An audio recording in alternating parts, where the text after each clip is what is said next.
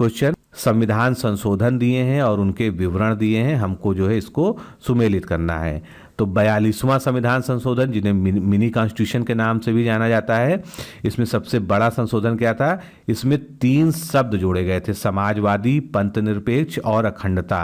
ये तीनों जो है भारत की संविधान की प्रस्तावना में 3 शब्द जो है जोड़े गए थे।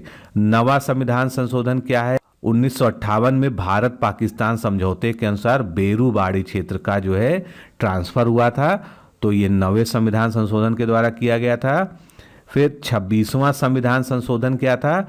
इसमें प्रिवी पर्स की समाप्ति की गई थी। प्रिवी पर्स के बारे में आपको बता देंगे अगर कुछ लोग ना जानते हो तो। प्रिवी पर्स क्या होता था? जब भारत एक गणतंत्र बना तो सभी रियासतों को, सभी को जो है भारत में सरदार वल्लभ भाई पटेल के प्रयास से इंक्लूड कर लिया गया था, यानी उनको स्वतंत्र हैसियत से उनकी खत्म कर दी गई थी और वो भारतीय गणराज्य के एक अभिन्न अंग बन गए थे। उनकी कोई स्वतंत्र सत्ता नहीं रह गई थी। तो उनकी रियासतों के कारण जो उनको क्षति हुई थी, उसकी क्षतिपूर्ति के लिए जो है प्रिवी पर्स की परंपरा चालू की गई, यानी उनको एक सालाना इनकम उनकी तय कर दी गई कि भारत सरकार आपको 50 लाख या 25 लाख, जिसकी जैसी उस समय तय की गई थी, इतना पैसा आपको वार्षिक जो है एक जो है बधा हुआ पैसा देगा और उसके बदले आप जो है भारतीय गणराज्य में शामिल हो जाइए।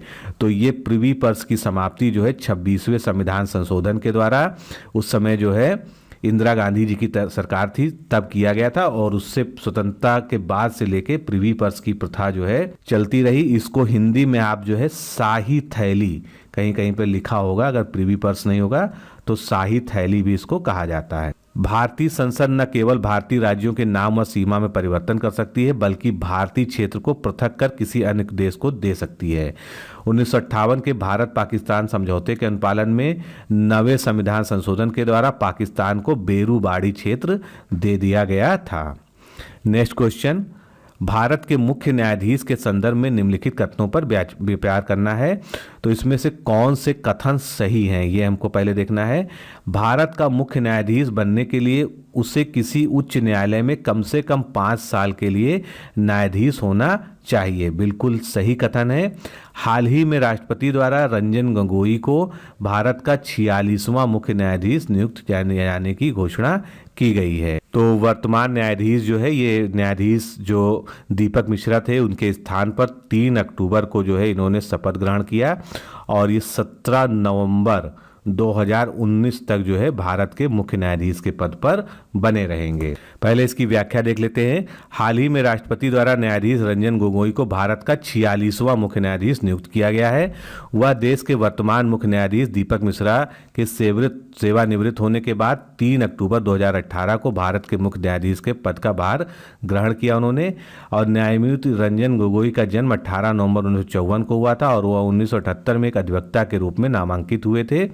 भारत के मुख्य न्यायाधीश की नियुक्ति राष्ट्रपति एवं अन्य न्यायाधीशों एवं उच्च न्यायालयों के न्यायाधीशों की सलाह पर करता है। मुख्य न्यायाधीश बनने के लिए अहर्ताएं क्या होनी चाहिए? उसे भारत का नागरिक होना चाहिए, उसी किसी उच्च न्यायालय का कम से कम 5 साल के लिए न्यायाधीश होना चाहिए, या उसने उच्च न्यायालय या विभिन्न न्यायालयों में कुल मिलाकर 10 वर्ष तक एक वकील के रूप में कार्य किया हो और राष्ट्रपति के मत से उसे एक सम्मानित न्यायविद होना चाहिए। तो इस प्रकार जो है कथन 2 भी इस क्वेश्चन का सही था। नेक्स्ट क्वेश्चन, राज्यपाल की स्वविवेक संबंधी शक्तियों का संबंध किस अनुच्छेद से है? तो राज्यपाल को कई सारी जो है स्वविवेक संबंधी जो है शक्तियां प्राप्त है। तो अनुच्छेद 163A, अनुच्छेद 239(2), अनुच्छेद 356 और अनुच्छेद 371, ये सभी जो है स्वविवेक पर आधारित कार्यों के लिए राज्यपाल जो है मंत्रिपरिषद की सलाह मानने के लिए बाध्य नहीं है और इन सभी अनुच्छेदों के अंतर्गत उसकी शक्तियों का वर्णन किया गया है। अब इनको हम अनुच्छेदों को देखते हैं। अनुच्छेद 239(2) क्या है? यदि राज्यपाल किसी केंद्र शासित प्रदेश का प्रशासक नियुक्त किया जाता है तो वह ऐसी स्थिति में उसके लिए मंत्रिपरिषद से सलाह लेना आवश्यक नहीं है। अनुच्छेद 356, अगर राज्य में संवैधानिक तंत्र विफल हो जाने की स्थिति होती है तो राज्यपाल मंत्रिपरिषद की सलाह के बिना ही राष्ट्रपति को राष्ट्रपति शासन की सिफारिश कर सकता है। अनुच्छेद 371, कुछ राज्यों की कानून व्यवस्था व विकास कार्यों के संदर्भ में वहां के राज्यपालों को विशेष अधिकार प्रदान करता है। नेक्स्ट क्वेश्चन, लोकसभा के अध्यक्ष के पद पर 2 या 2 से अधिक बार आसीन होने वाले व्यक्तियों को में कौन कौन सम्मिलित हैं?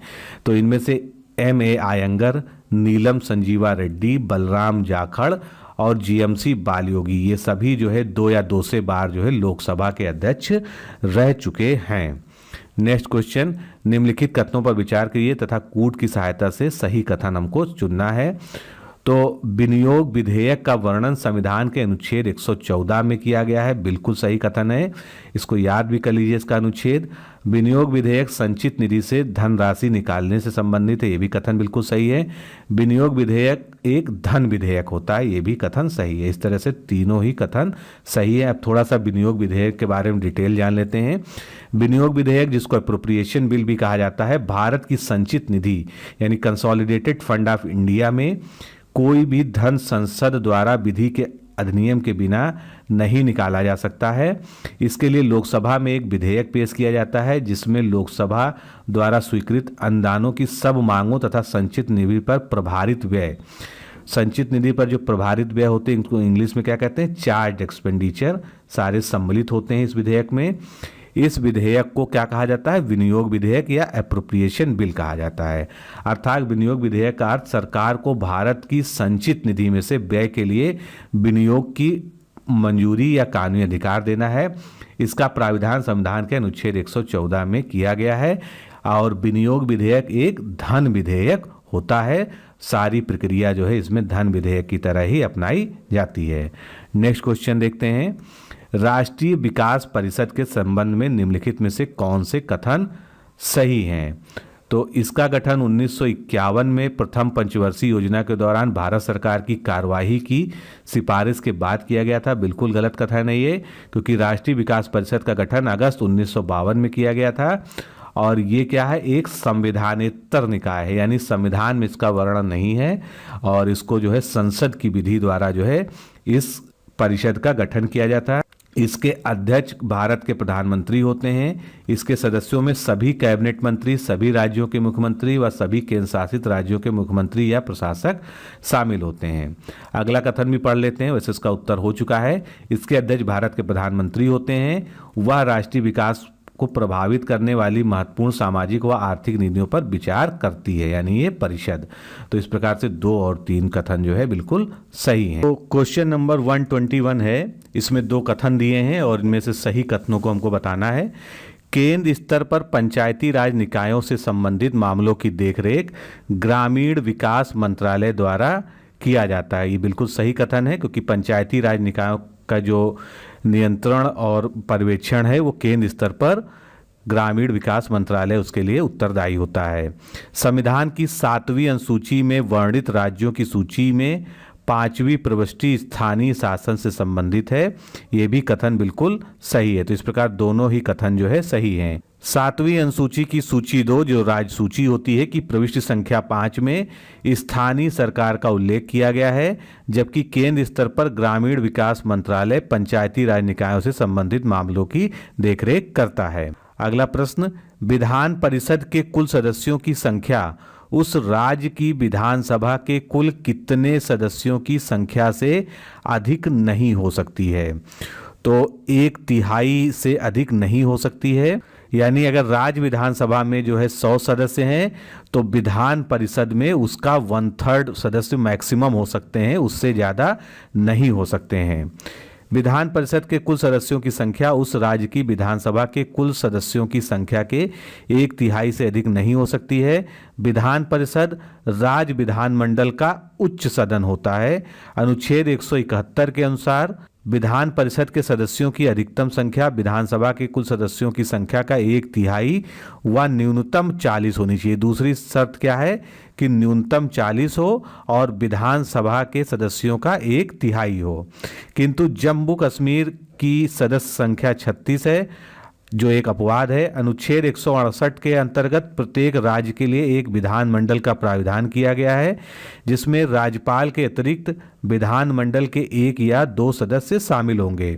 वर्तमान में भारत में 29 राज्य हैं, जिनमें से 7 राज्यों में द्विसदनीय व्यवस्था है, यानी कि उत्तर प्रदेश, बिहार, आंध्र प्रदेश, तेलंगाना, जम्मू कश्मीर, कर्नाटक और महाराष्ट्र, और 22 राज्यों में एक सदनी व्यवस्था है। और इस प्रश्न में एक और अपडेट जान लीजिए कि उड़ीसा राज्य ने भी अभी हाल ही में यानी कि 24 अगस्त को जो है अपनी विधानसभा में विधान परिषद के गठन के लिए प्रस्ताव पारित कर दिया है, लेकिन इसको अभी केंद्रीय संसद की मंजूरी मिलना बाकी है।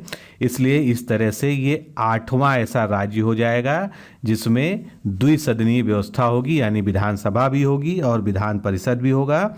और इसकी जो विधान परिषद प्रस्तावित की गई है उसमें 49 सीटें होंगी, क्योंकि यहाँ पर विधानसभा सदस्य कितने हैं, 147। नेक्स्ट क्वेश्चन, इनमें से किस व्यय पर मतदान किया जा सकता है, यानी किस व्यय के व्यय प्रस्ताव के संबंध में मतदान की प्रक्रिया अपनाई जाती है। तो राष्ट्रपति कार्यकाल से संबंधित व्यय, तो इनमें से अन्य व्यय के लिए आवश्यक राशि जिसे भारत की संचित निधि से पूरा करना प्रस्तावित हो, उस पर मतदान की प्रक्रिया होती है। अन्य व्यय के लिए आवश्यक राशि जिसे भारत की संचित निधि से पूरा करना प्रस्तावित है, स्थायी समितियों के प्रतिवेदन सभा में प्रस्तुत किए जाने के पश्चात सभा चर्चा करती है और मंत्रालयवार अनुदानों की मांगों पर मतदान करती है।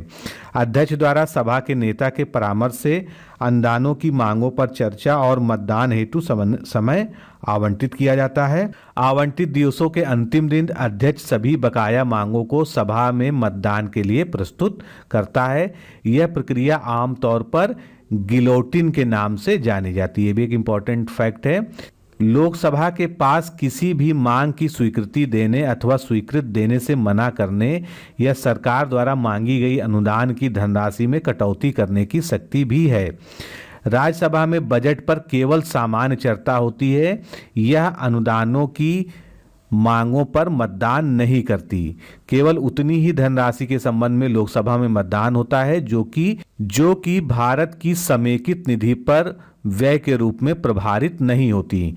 प्रभारित व्यय के अंतर्गत राष्ट्रपति की परिलब्धियां, राज्यसभा के सभापति और उपसभापति तथा लोकसभा के अध्यक्ष और उपाध्यक्ष, उच्चतम न्यायालय के न्यायाधीशों, भारत के महालेखा नियंत्रण परीक्षक के वेतन और भत्ते तथा भारत के संविधान के निर्दिष्ट कतिपय अन्य मदें इसमें शामिल होती हैं। प्रभारित व्यय पर लोकसभा में चर्चा की अनुमति है, किंतु ऐसे व्यय पर सभा में मतदान नहीं किया जाता।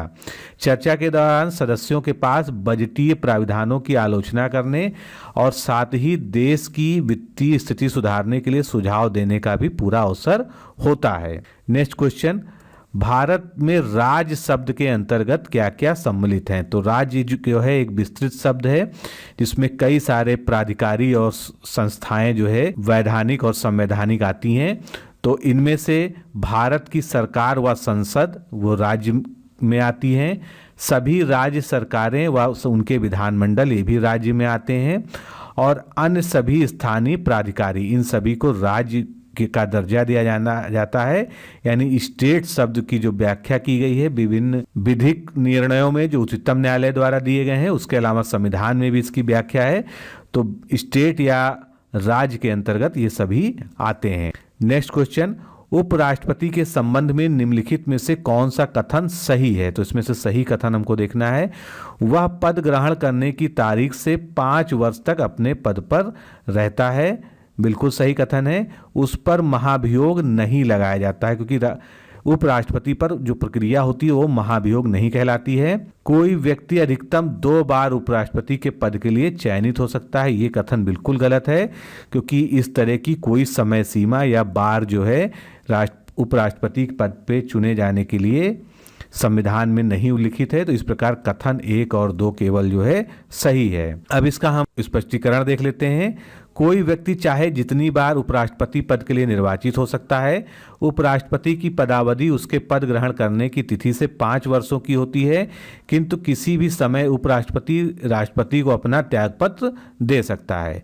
उपराष्ट्रपति अपने कार्यकाल की समाप्ति के बाद भी तब तक पद पर बना रहता है जब तक नवनिर्वाचित राष्ट्रपति अपना पद न ग्रहण कर लें। उपराष्ट्रपति को राज्यसभा के द्वारा संकल्प पारित कर पूर्ण बहुमत से हटाया जा सकता है और इसके बाद इसे लोकसभा की सहमति भी आवश्यक होती है। उपराष्ट्रपति की मृत्यु, पदत्याग या निष्कासन की स्थिति में उपराष्ट्रपति पद हेतु पुनः निर्वाचन कराया जाता है, किंतु 6 माह के अंतर्गत पुनः निर्वाचन का कोई निश्चित प्राविधान नहीं है, जैसा कि राष्ट्रपति के निर्वाचन की शर्तों में दिया हुआ है। नेक्स्ट क्वेश्चन देखते हैं, निम्नलिखित में से कौन सा कथन सही है? तो इसमें से सही कथन हमको देखना है। केंद्रीय प्रशासनिक न्यायाधिकरण एक सांविधिक निकाय है, यानी सेंट्रल एडमिनिस्ट्रेटिव ट्रिब्यूनल एक जो है सांविधिक निकाय है, ना कि संवैधानिक। तो ये कथन बिल्कुल सही है। केंद्रीय भू जल प्राधिकरण एक संवैधानिक निकाय है, ये कथन गलत है क्योंकि ये संवैधानिक नहीं है और ये भी एक सांविधिक निकाय है, यानी जो है संसद द्वारा जो है पारित विधि के द्वारा इसको अस्तित्व में लाया गया है। उत्तर पूर्वी परिषद एक संवैधानिक निकाय है, ये गलत है क्योंकि उत्तर पूर्वी परिषद एक परामर्शदात्री निकाय है, ना कि संवैधानिक। विधि आयोग का कार्यकाल 5 वर्ष का होता है, यह भी कथन गलत है क्योंकि विधि आयोग का कार्यकाल कितने वर्ष का होता है? 3 वर्ष का होता है। तो इस प्रकार से पहला कथन जो है केवल इसमें सही है। नेक्स्ट देखते हैं, निम्नलिखित में से किन कारणों से किसी व्यक्ति को भारतीय नागरिकता से वंचित किया जा सकता है? तो बहुत ही इंपॉर्टेंट है क्योंकि ये नागरिकता की जो शर्तें हैं उसमें जो है इसके बारे में उल्लेख किया गया है। यदि वह छल पूर्वक भारत की नागरिकता प्राप्त करता है तो उसे निष्कासित किया जा सकता है या वंचित किया जा सकता है। उस नागरिक ने भारत के संविधान के प्रति अनिष्ठा दिखाई है, तब भी उसकी इस नागरिकता समाप्त की जा सकती है। युद्ध के समय देश के दुश्मन से वह गैर कानूनी व्यापार या संपर्क स्थापित करता है, इस स्थिति में भी जो है उससे नागरिकता को छीना जा सकता है।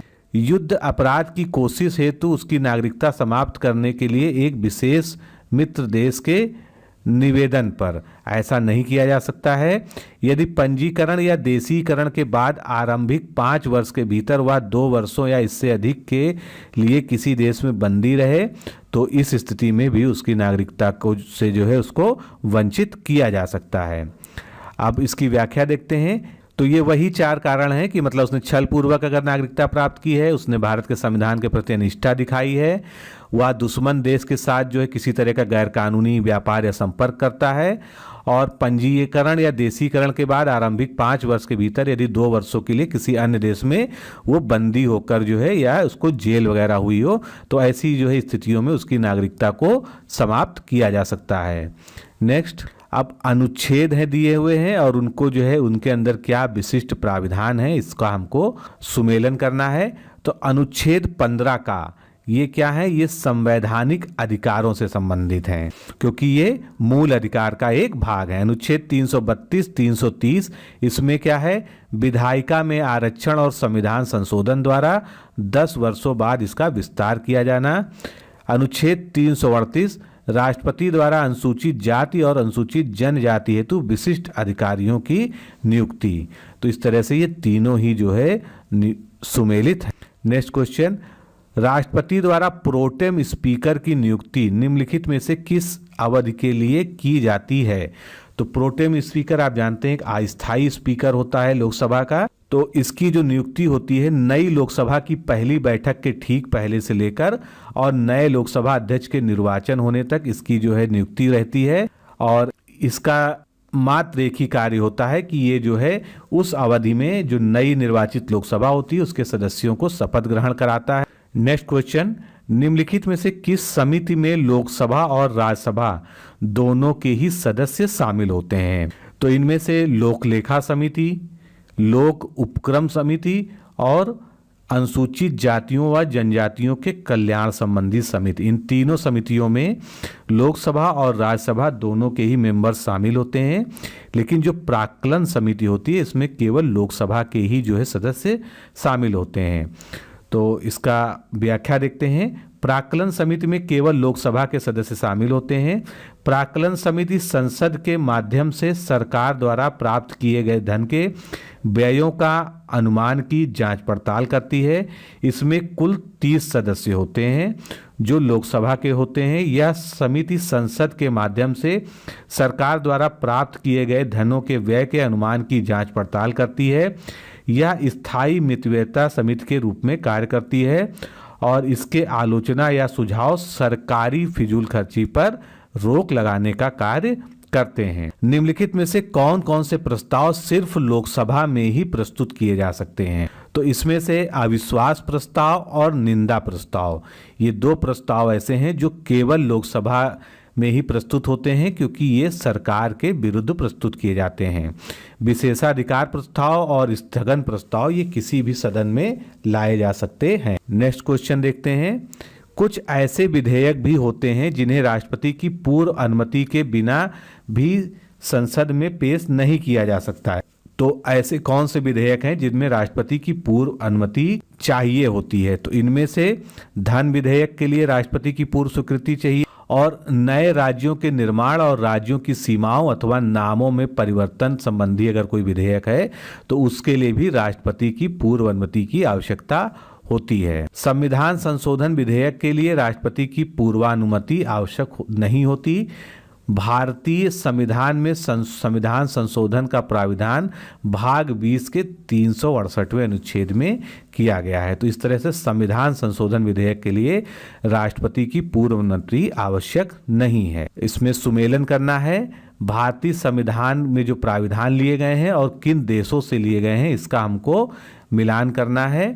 तो गणतंत्रात्मक ढांचा जो है ये कहाँ से लिया गया है? गणतंत्र की जो परंपरा है ये फ्रांस से अपनाई गई है। राज्यसभा के सदस्यों के निर्वाचन के बारे में जो प्रक्रिया है वो दक्षिण अफ्रीका के संविधान से प्रेरित है।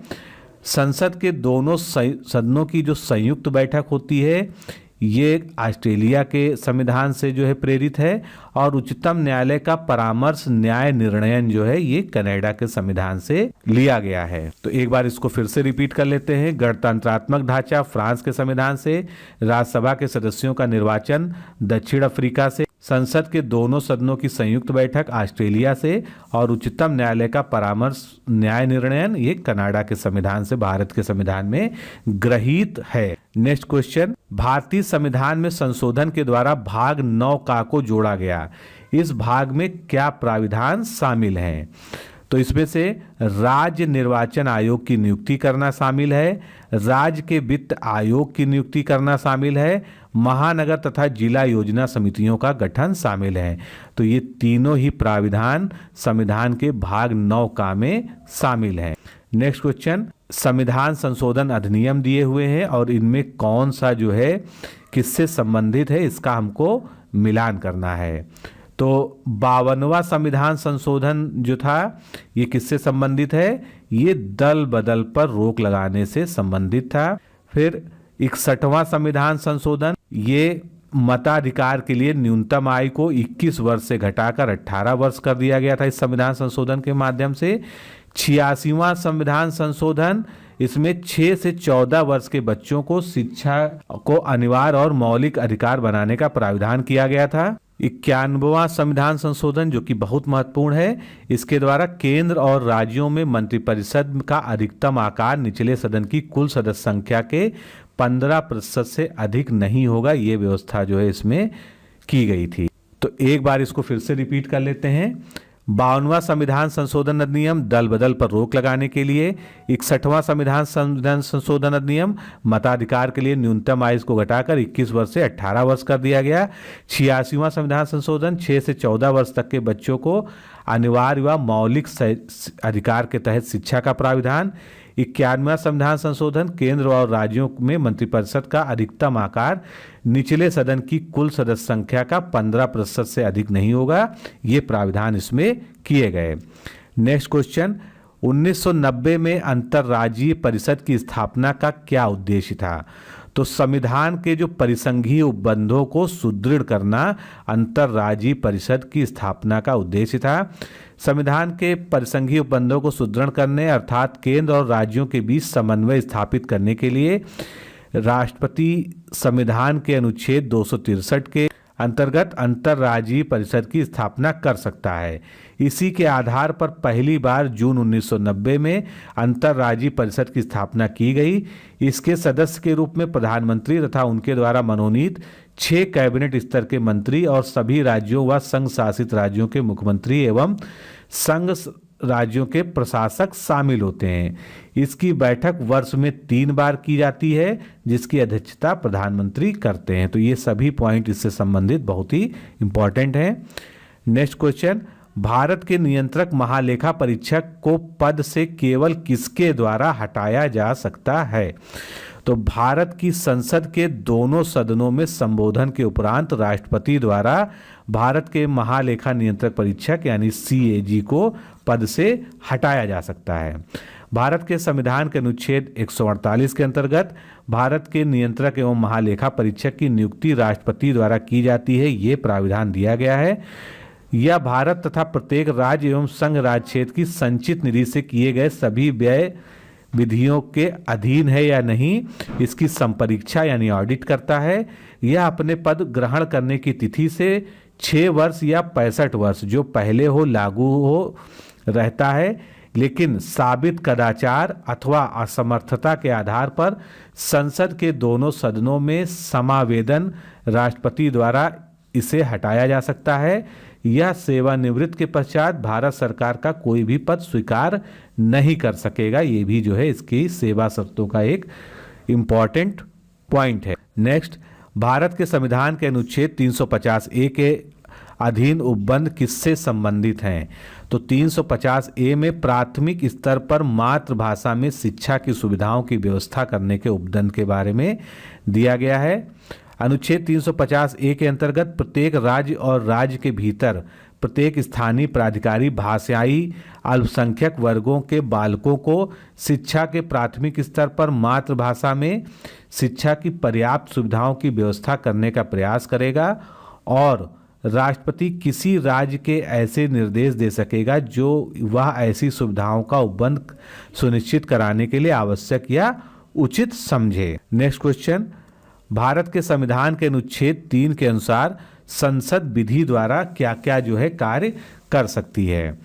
तो किसी भी देश पर आक्रमण की घोषणा कर सकती है, ऐसा बिल्कुल नहीं कर सकती है। किसी भी राज्य की सीमाओं में परिवर्तन कर सकती है, अनुच्छेद 3 में इसका वर्णन किया गया है। किसी भी राज्य का क्षेत्रफल बढ़ा सकती है, यानी उसका क्षेत्र बढ़ा सकती है, ये भी जो है वो कर सकती है। किसी भी राज्य के अंतर्गत स्वायत्त परिषद की स्थापना कर सकती है, ऐसा नहीं कर सकती है। तो 2 और 3 यानी उसकी सीमाओं में परिवर्तन और क्षेत्रफल में वृद्धि जो है ये अनुच्छेद 3 के अंतर्गत संसद विधि बनाकर कर सकता है। अब अनुच्छेद 3 को पूरा पढ़ लेते हैं। अनुच्छेद 3 में किसी राज्य में उसके राज्य क्षेत्र को अलग करके या 2 से अधिक राज्यों को या राज्यों के भाग्यों को मिलाकर किसी राज्य क्षेत्र को किसी राज्य के भाग के साथ मिलाकर नए राज्य का निर्माण कर सकती है। किसी राज्य के क्षेत्र को बढ़ा सकती है, किसी राज्य के क्षेत्र को घटा सकती है, किसी राज्य की सीमाओं में परिवर्तन कर सकती है, किसी राज्य के नाम में परिवर्तन कर सकती है। उपरोक्त परिवर्तन से संबंधित कोई अध्यादेश राष्ट्रपति की पूर्व मंजूरी के बाद ही संसद में पेश किया जा सकता है। भारत के संविधान के अनुच्छेद 355 के अधीन संघ का क्या दायित्व होगा? तो इसका अर्थ हमको यह है कि 355 में क्या प्राविधान है, इसके बारे में बताना है। तो संविधान के अनुच्छेद 355 में बाह्य आक्रमण और आंतरिक अशांति से राज्यों की संरक्षण करने का दायित्व जो है केंद्र सरकार को दिया गया है। भारत के संविधान के अनुच्छेद 355 के अनुसार संघ का यह दायित्व है कि बाह्य आक्रमण और आंतरिक अशांति से वह राज्य की रक्षा करे। इसको केंद्र का पावन कर्तव्य भी कहा जाता है। नेक्स्ट क्वेश्चन, राष्ट्रीय मानवाधिकार आयोग में क्या क्या होता है हमको देखना है। एक अध्यक्ष होता है जो भारत के उच्चतम न्यायालय अथवा किसी उच्च न्यायालय का मुख्य न्यायमूर्ति रह चुका हो। तो ये कथन गलत है। एक अध्यक्ष जरूर होता है, लेकिन उसको जो है अनिवार्य रूप से उच्चतम न्यायालय का मुख्य न्यायाधीश होना आवश्यक है, ना कि किसी भी उच्च न्यायालय का। एक सदस्य होता है जो उच्चतम न्यायालय का न्यायाधीश हो अथवा रह चुका हो, ये भी कथन सही है।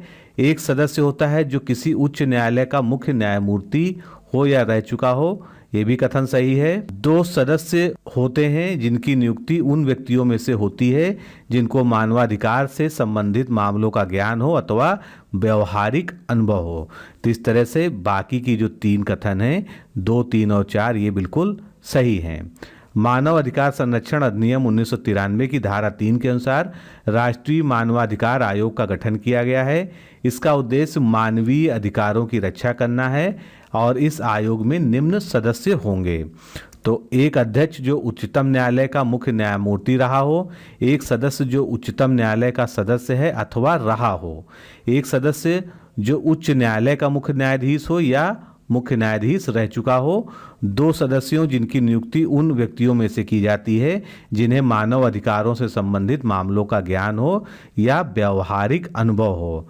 इसके साथ ही अल्पसंख्यकों के लिए राष्ट्रीय आयोग जो बने हुए हैं, यानी अनुसूचित जातियों के लिए राष्ट्रीय आयोग, अनुसूचित जनजातियों के लिए राष्ट्रीय आयोग और साथ ही में महिलाओं के लिए जो राष्ट्रीय आयोग हैं, इन सभी आयोगों के अध्यक्ष भी जो है राष्ट्रीय मानवाधिकार के आयोग के सदस्य होते हैं। नेक्स्ट, भारत के संविधान की नवी अनुसूची किस संशोधन अधिनियम द्वारा जोड़ी गई है? तो जो पहला संविधान संशोधन हुआ था उसके द्वारा नवी अनुसूची जोड़ी गई थी। बहुत बार क्वेश्चन ये पूछा जा चुका है। नवी अनुसूची भू सुधारों और जमींदारी प्रणाली के उन्मूलन से संबंधित, राज्य विधानमंडलों और अन्य मामलों से संबंधित संसद के अधिनियम एवं विनिमय मूलतः 13, परंतु वर्तमान में कितने हो गए हैं? 282। इस अनुसूची को पहले संशोधन यानी 1951 में जो संशोधन हुआ था, पहला संविधान संशोधन द्वारा मूल अधिकारों के उल्लंघन के आधार पर न्यायिक संवीक्षा से इसमें सम्मिलित कानूनों से बचाने के लिए जोड़ा गया था। तथापि वर्ष 2007 में उच्चतम न्यायालय ने निर्णय दिया कि इस अनुसूची में 24 अप्रैल 1975 के बाद सम्मिलित कानूनों की न्यायिक समीक्षा की जा सकती है। नेक्स्ट, निम्नलिखित प्रश्न में कथन 1 तथा 2 हैं। अब इसमें हमको देखना है कौन से कथन सही हैं और उसका उत्तर जो है हमको बताना है। महाभियोग की प्रक्रिया एक अर्ध न्यायिक प्रक्रिया है तथा संविधान के अतिक्रमण के आधार पर ही भारत के राष्ट्रपति पर महाभियोग चलाया जा सकता है। बिल्कुल सही कथन है। संसद के किसी भी सदन में महाभियोग की प्रक्रिया को प्रारंभ किया जा सकता है, ये भी कथन सही है। कथन दोनों ही सही हैं, लेकिन स्पष्टीकरण जो है आपस में इसका कोई भी मेल नहीं खाता है, इसलिए इसका बी ऑप्शन सही होगा। भारतीय संविधान के अनुच्छेद 61 के अनुसार राष्ट्रपति द्वारा संविधान के प्रावधानों के उल्लंघन के फलस्वरूप संसद के किसी भी सदन में महाभियोग का प्रस्ताव लाया जा सकता है, परंतु इसके लिए आवश्यक ही राष्ट्रपति को 14 दिन पूर्व लिखित सूचना दी जाए जिस पर उस सदन के 1/4 सदस्यों के हस्ताक्षर हों जिस सदन में यह महाभियोग प्रस्ताव लाया जाएगा। इस सदन के 2/3 सदस्य के बहुमत से पारित कर और दूसरे सदन को भेजे जाने दिया जाता है। दूसरे सदन राष्ट्रपति पर लगे आरोपों की जांच के बाद अगर उसको 2/3 बहुमत से प्रस्ताव को पारित कर दे तो राष्ट्रपति पर महाभियोग उसी तिथि से लागू मानकर उसे तुरंत पदत्याग करना पड़ेगा। नेक्स्ट क्वेश्चन देखते हैं। निम्नलिखित में से कौन सा भारत के संविधान में दिए गए मूल अधिकारों से संबंध नहीं रखता है? तो इनमें से 6 से 14 वर्ष के आयु वाले सभी बच्चों के लिए निःशुल्क एवं अनिवार्य शिक्षा, इसका उपबंध अनुच्छेद 21 के अंतर्गत है। मानव के दुर्व्यापार और बलात्श्रम पर प्रतिषेध, ये भी जो है हमारे संविधान के मौलिक अधिकारों में दिया गया है। लोक स्वास्थ्य की अभिवृद्धि और मादक पेयों का प्रतिषेध, ये कहाँ पर है? ये प्राविधान राज्य के नीति निर्देशक तत्वों में दिया गया है। दुर्बल वर्गों के लिए विशेषकर अनुसूचित जातियों में अनुसूचित जनजातियों के लिए शैक्षणिक एवं आर्थिक हितों का संवर्धन, ये भी जो है एक मूल अधिकार नहीं है। तो इस प्रकार से केवल 1 और 2 मूल अधिकारों से संबंधित है। 6 से 14 वर्ष तक के आयु वाले सभी बच्चों के लिए निःशुल्क एवं अनिवार्य शिक्षा की व्यवस्था 86वें संविधान संशोधन 2000 के माध्यम से मौलिक अधिकार के अंतर्गत अनुच्छेद 21 का में रखा गया है, जबकि मानव के दुर्व्यापार और बलात्श्रम पर प्रतिषेध अनुच्छेद 23 में वर्णित है, जो कि एक मूल अधिकार है। दुर्बल वर्गों के लिए विशेषकर अनुसूचित जातियों अनुसूचित जनजातियों के लिए शैक्षणिक एवं आर्थिक हितों का संवर्धन तथा लोक स्वास्थ्य की अभिवृद्धि और मादक पेय पदार्थों का प्रतिषेध क्रमशः अनुच्छेद 46 और 47 में वर्णित है, जो कि राज्य के नीति निर्देशक सिद्धांतों के अंतर्गत आता है।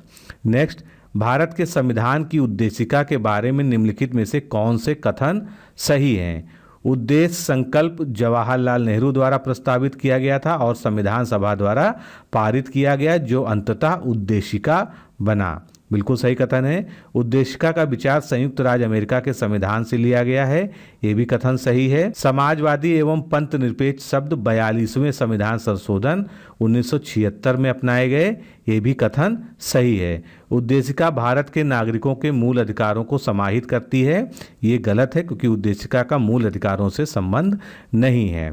दिसंबर 1946 को जवाहरलाल नेहरू ने संविधान सभा के उद्देश्य प्रस्ताव प्रस्तुत किए। 22 जनवरी 1947 को उद्देश्य प्रस्ताव को संविधान सभा द्वारा स्वीकार कर लिया गया। यही उद्देश्य प्रस्ताव बाद में आदर्शों के साथ उद्देशिका में शामिल कर लिए गए। मूल रूप में उद्देशिका में भारत को संपूर्ण प्रभुत्व संपन्न लोकतंत्रात्मक गणराज्य के रूप में वर्णित किया गया है, लेकिन 42वें संविधान संशोधन 1976 के माध्यम से इसे संपूर्ण प्रभुत्व संपन्न समाजवादी पंथ निरपेक्ष लोकतांत्रिक गणराज्य कहा गया है। मौलिक अधिकारों को संविधान के भाग 3 में अनुच्छेद 12 से 35 के अंतर्गत रखा जाता है। कौन सा कथन सही है इसमें से हमको देखना है। तो नागालैंड, मेघालय एवं मिजोरम को छोड़कर पंचायत व्यवस्था भारत के सभी राज्यों में विद्यमान है। यह दिल्ली को छोड़कर सभी संघ राज्य क्षेत्रों में भी विद्यमान है। तो ये कथन बिल्कुल ही सही है। पंचायती राज व्यवस्था का शुभारंभ भारत में अक्टूबर 1959 में राजस्थान के नागौर से हुआ था। पंचायती राज व्यवस्था का वर्णन संविधान के भाग 9 के अनुच्छेद 243 का से अड़ा में वर्णित है। यह बलवंत राय मेहता समिति 1957 के त्रिस्तरीय ढांचे पर व्यवस्थित है। 73वां संविधान संशोधन 1992 द्वारा इसे संवैधानिक दर्जा प्रदान किया गया। वर्तमान में पंचायती राज व्यवस्था मेघालय, नागालैंड एवं मिजोरम को छोड़कर भारत के सभी राज्यों में विद्यमान है और यह दिल्ली को छोड़कर सभी संघ राज्य क्षेत्रों में भी विद्यमान है। भारत में शहरी स्थानीय निकायों के बारे में कौन से कथन सत्य हैं। 74वां संविधान संशोधन अधिनियम 3 प्रकार के शहरी स्थानीय निकायों अर्थात नगर निगम, नगर पालिका एवं नगर परिषद की परिकल्पना करता है। बिल्कुल सही कथन है ये।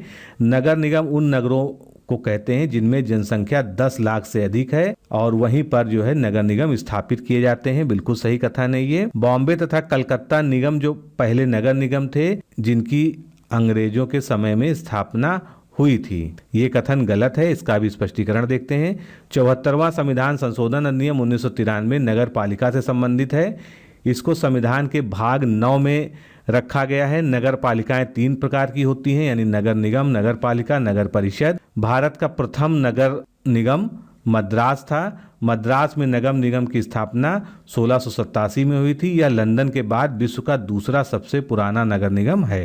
भारत के राज्यपाल के पद के बारे में निम्नलिखित में से कौन सा कथन सही है। एक राज्यपाल एक से अधिक राज्य के राज्यपाल के रूप में कार्य कर सकता है। बिल्कुल सही कथन है। राज्यपाल को राज विधि के अधीन सिद्ध दोष ठहराए गए किसी व्यक्ति के दंड को क्षमा, उसका प्रविलंबन करना और परिहार करने की शक्ति प्राप्त है। ये भी कथन बिल्कुल सही है। राज्यपाल की नियुक्ति राष्ट्रपति द्वारा उस राज्य के मुख्यमंत्री की सिफारिश पे की जाती है। ये कथन गलत है। अनुच्छेद 153 के अनुसार राज्य का एक राज्यपाल होगा।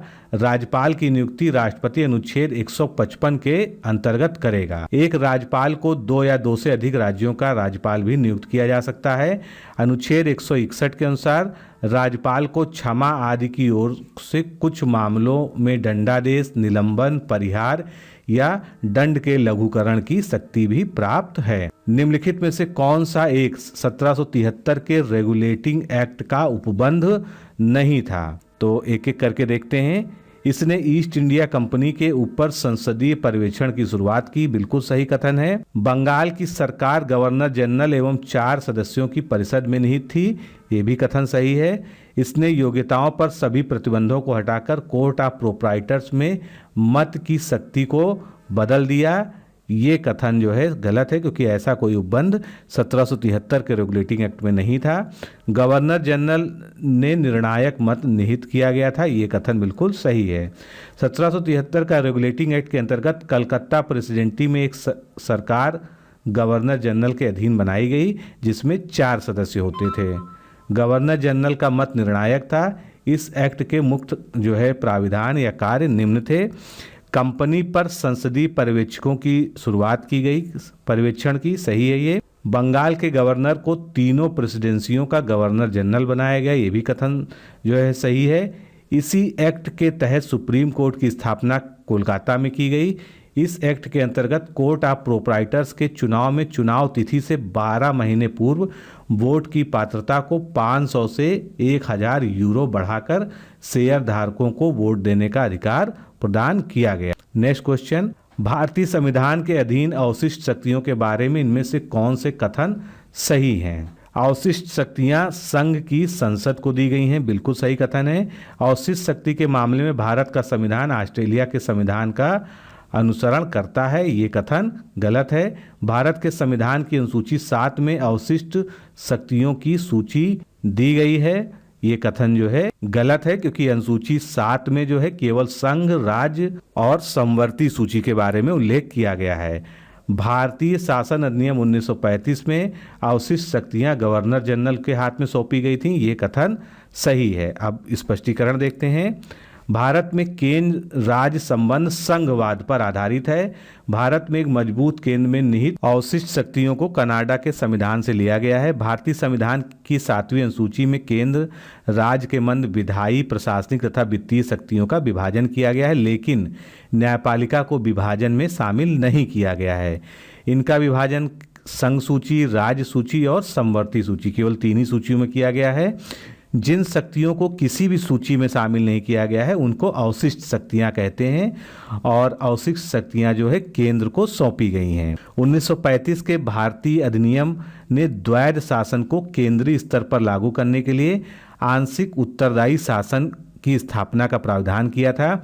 विषयों के विभाजन के लिए 3 सूचियां बनी थीं, जैसी आज हैं संघ सूची, प्रांतीय सूची और समवर्ती सूची, लेकिन अवशिष्ट शक्तियां जो है गवर्नर जनरल को सौंप दी गई थीं। नेक्स्ट, जब भारत 15 अगस्त 1947 को स्वतंत्र हुआ और 26 जनवरी 1950 को जब उसने स्वयं को प्रभुत्व संपन्न लोकतंत्रात्मक गणराज्य घोषित किया, इस बीच की अवधि में भारत सरकार किसके उपबंधों के अधीन कार्य कर रही थी?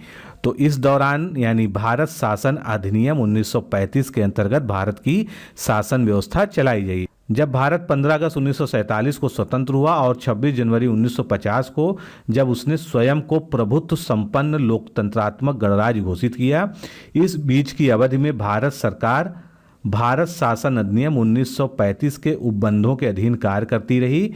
हमारे वर्तमान संविधान के में लगभग 250 अनुच्छेद भारत शासन अधिनियम 1950 से ही लिए गए हैं। नेक्स्ट, किस अधिनियम के अधीन भारतीय ईसाइयों तथा आंग्ल भारतीयों के प्रतिनिधित्व के लिए एक पृथक निर्वाचन मंडल बनाया गया था?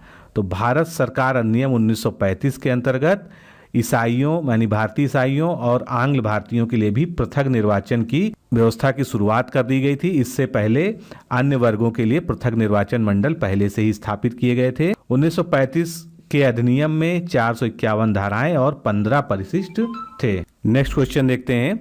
भारत की संसद किसी राज्य में उसका राज्य क्षेत्र अलग करके अथवा किसी राज्य क्षेत्र को किसी राज्य के भाग के साथ मिलाकर नए राज्य का निर्माण कर सकेगी।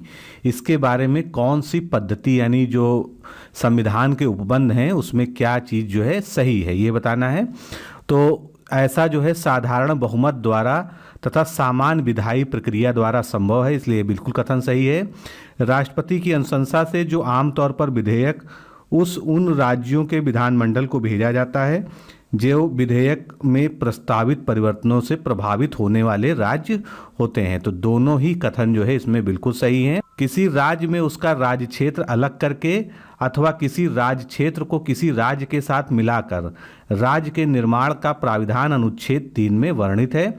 इसके अनुसार उपरोक्त परिवर्तन से संबंधित कोई अध्यादेश राष्ट्रपति के पूर्व मंजूरी के बाद संसद में पेश किया जाता है और संस्तुति से पूर्व राष्ट्रपति से अध्यादेश को संबंधित राज्य के विधानमंडल का मत जानने के लिए भेजा जाता है, लेकिन विधानमंडल का मत मानने के लिए संसद बाध्य नहीं है। ये इंपॉर्टेंट फैक्ट है, इसको याद रखिएगा, क्योंकि इस तरह के क्वेश्चन जो है कथन कारण में प्राय आते हैं कि विधानमंडल का जो मत है उसको मानने के लिए केंद्र सरकार बाध्य नहीं है, लेकिन एक परिपाटी है, एक जो है प्रक्रिया है कि उस राज्य को जो उस विभाजन से उस निर्माण से प्रभावित हो रहा है उसको जो है वो विधेयक भेजा जाता है। इस तरह का कानून संसद द्वारा सामान्य बहुमत और साधारण विधायी प्रक्रिया के जरिए पारित किया जा सकता है। संसद में पुनः स्थापित किसी विधेयक के अधिनियम बनने के लिए निम्नलिखित में से किन प्रक्रियाओं का अपनाया जाना आवश्यक है? इसे संसद के दोनों सदनों द्वारा पारित किया जाएगा, बिल्कुल सही है। राष्ट्रपति द्वारा अनुमति प्रदान की जाएगी, उसके बाद जो है ये अधिनियम बन जाएगा। संसद द्वारा अनुसमर्थन हो जाने पर प्रधानमंत्री इस पर हस्ताक्षर करेगा, ऐसा बिल्कुल नहीं है, क्योंकि राष्ट्रपति ही जो है विधेयक को फाइनली हस्ताक्षरित करता है। उच्चतम न्यायालय अनुमोदन प्रदान कर घोषित करेगा कि वह संसद की अधिकारिता के अंतर्गत है, ये भी जो है सही नहीं है, क्योंकि ऐसा कोई जो है उच्चतम न्यायालय का मत जानने के लिए या कोई भी उसका कानूनी पहलू जानने के लिए उच्चतम न्यायालय को हस्तक्षेप करने की इसमें आवश्यकता नहीं होती है। तो इस प्रकार केवल 1 और 2 कथन जो है इसमें सत्य हैं। नेक्स्ट देखते हैं कौन सा कथन इसमें से सही है। किसी धार्मिक या सांप्रदायिक संगठन से जुड़े पद उस विशिष्ट धर्म को जिससे वह संस्थान जुड़ा है मानने वाले सदस्य के लिए आरक्षित हो सकती है, सही कथन है ये। राज्य किसी पद या नियुक्ति को नागरिक के किसी पिछड़े वर्ग के पक्ष में जिसका उस राज्य में उसके राज्य के अधीन सेवाओं में पर्याप्त प्रतिनिधित्व नहीं है आरक्षित कर सकेगा।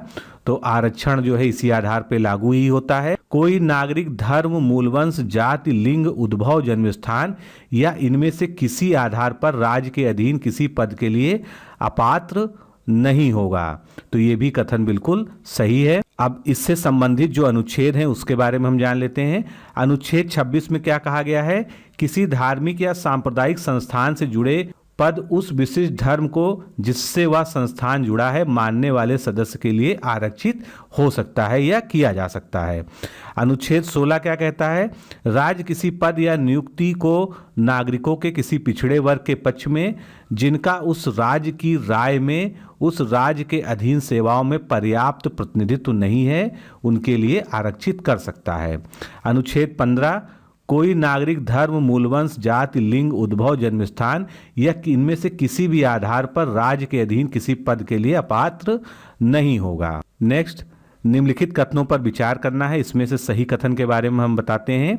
तो इसमें प्रत्येक राज्य और राज्य के भीतर प्रत्येक स्थानीय प्राधिकारी भाषाई अल्पसंख्यक वर्गों के लिए बालकों की शिक्षा के प्राथमिक स्तर पर मातृभाषा में शिक्षा की पर्याप्त सुविधाओं के प्रसार करने की व्यवस्था करेगा। बिल्कुल सही है ये।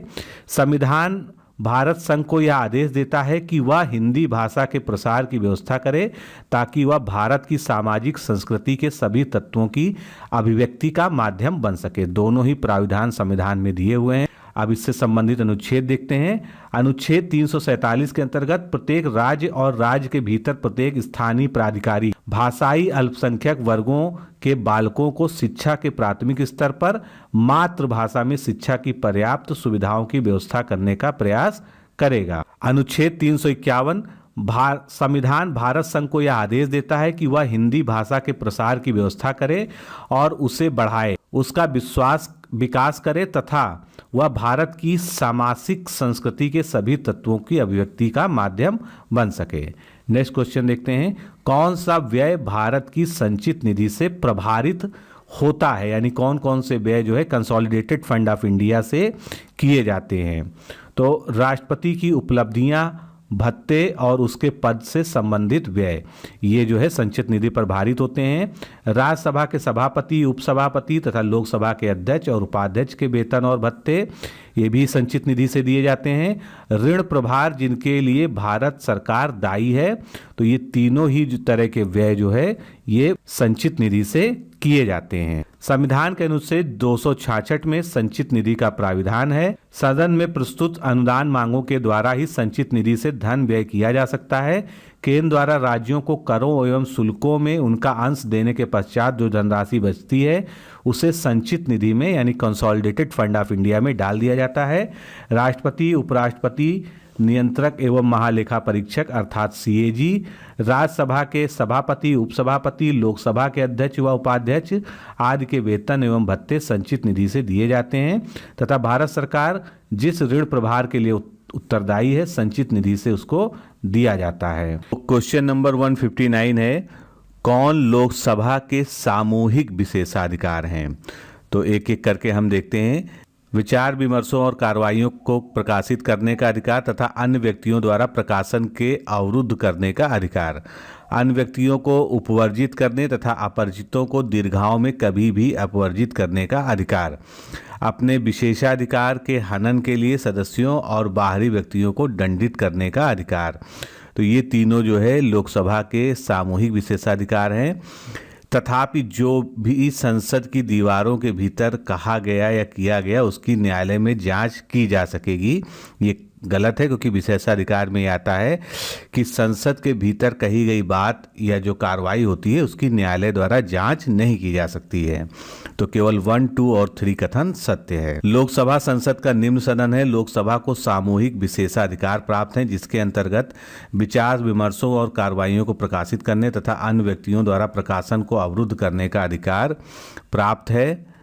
किसी अन्य व्यक्तियों को दीर्घाओं से कभी भी अपवर्जित करने का अधिकार भी प्राप्त है तथा साथ ही अपने विशेषाधिकारों के हनन के लिए सदस्यों और बाहरी व्यक्तियों को दंडित कर सकता है।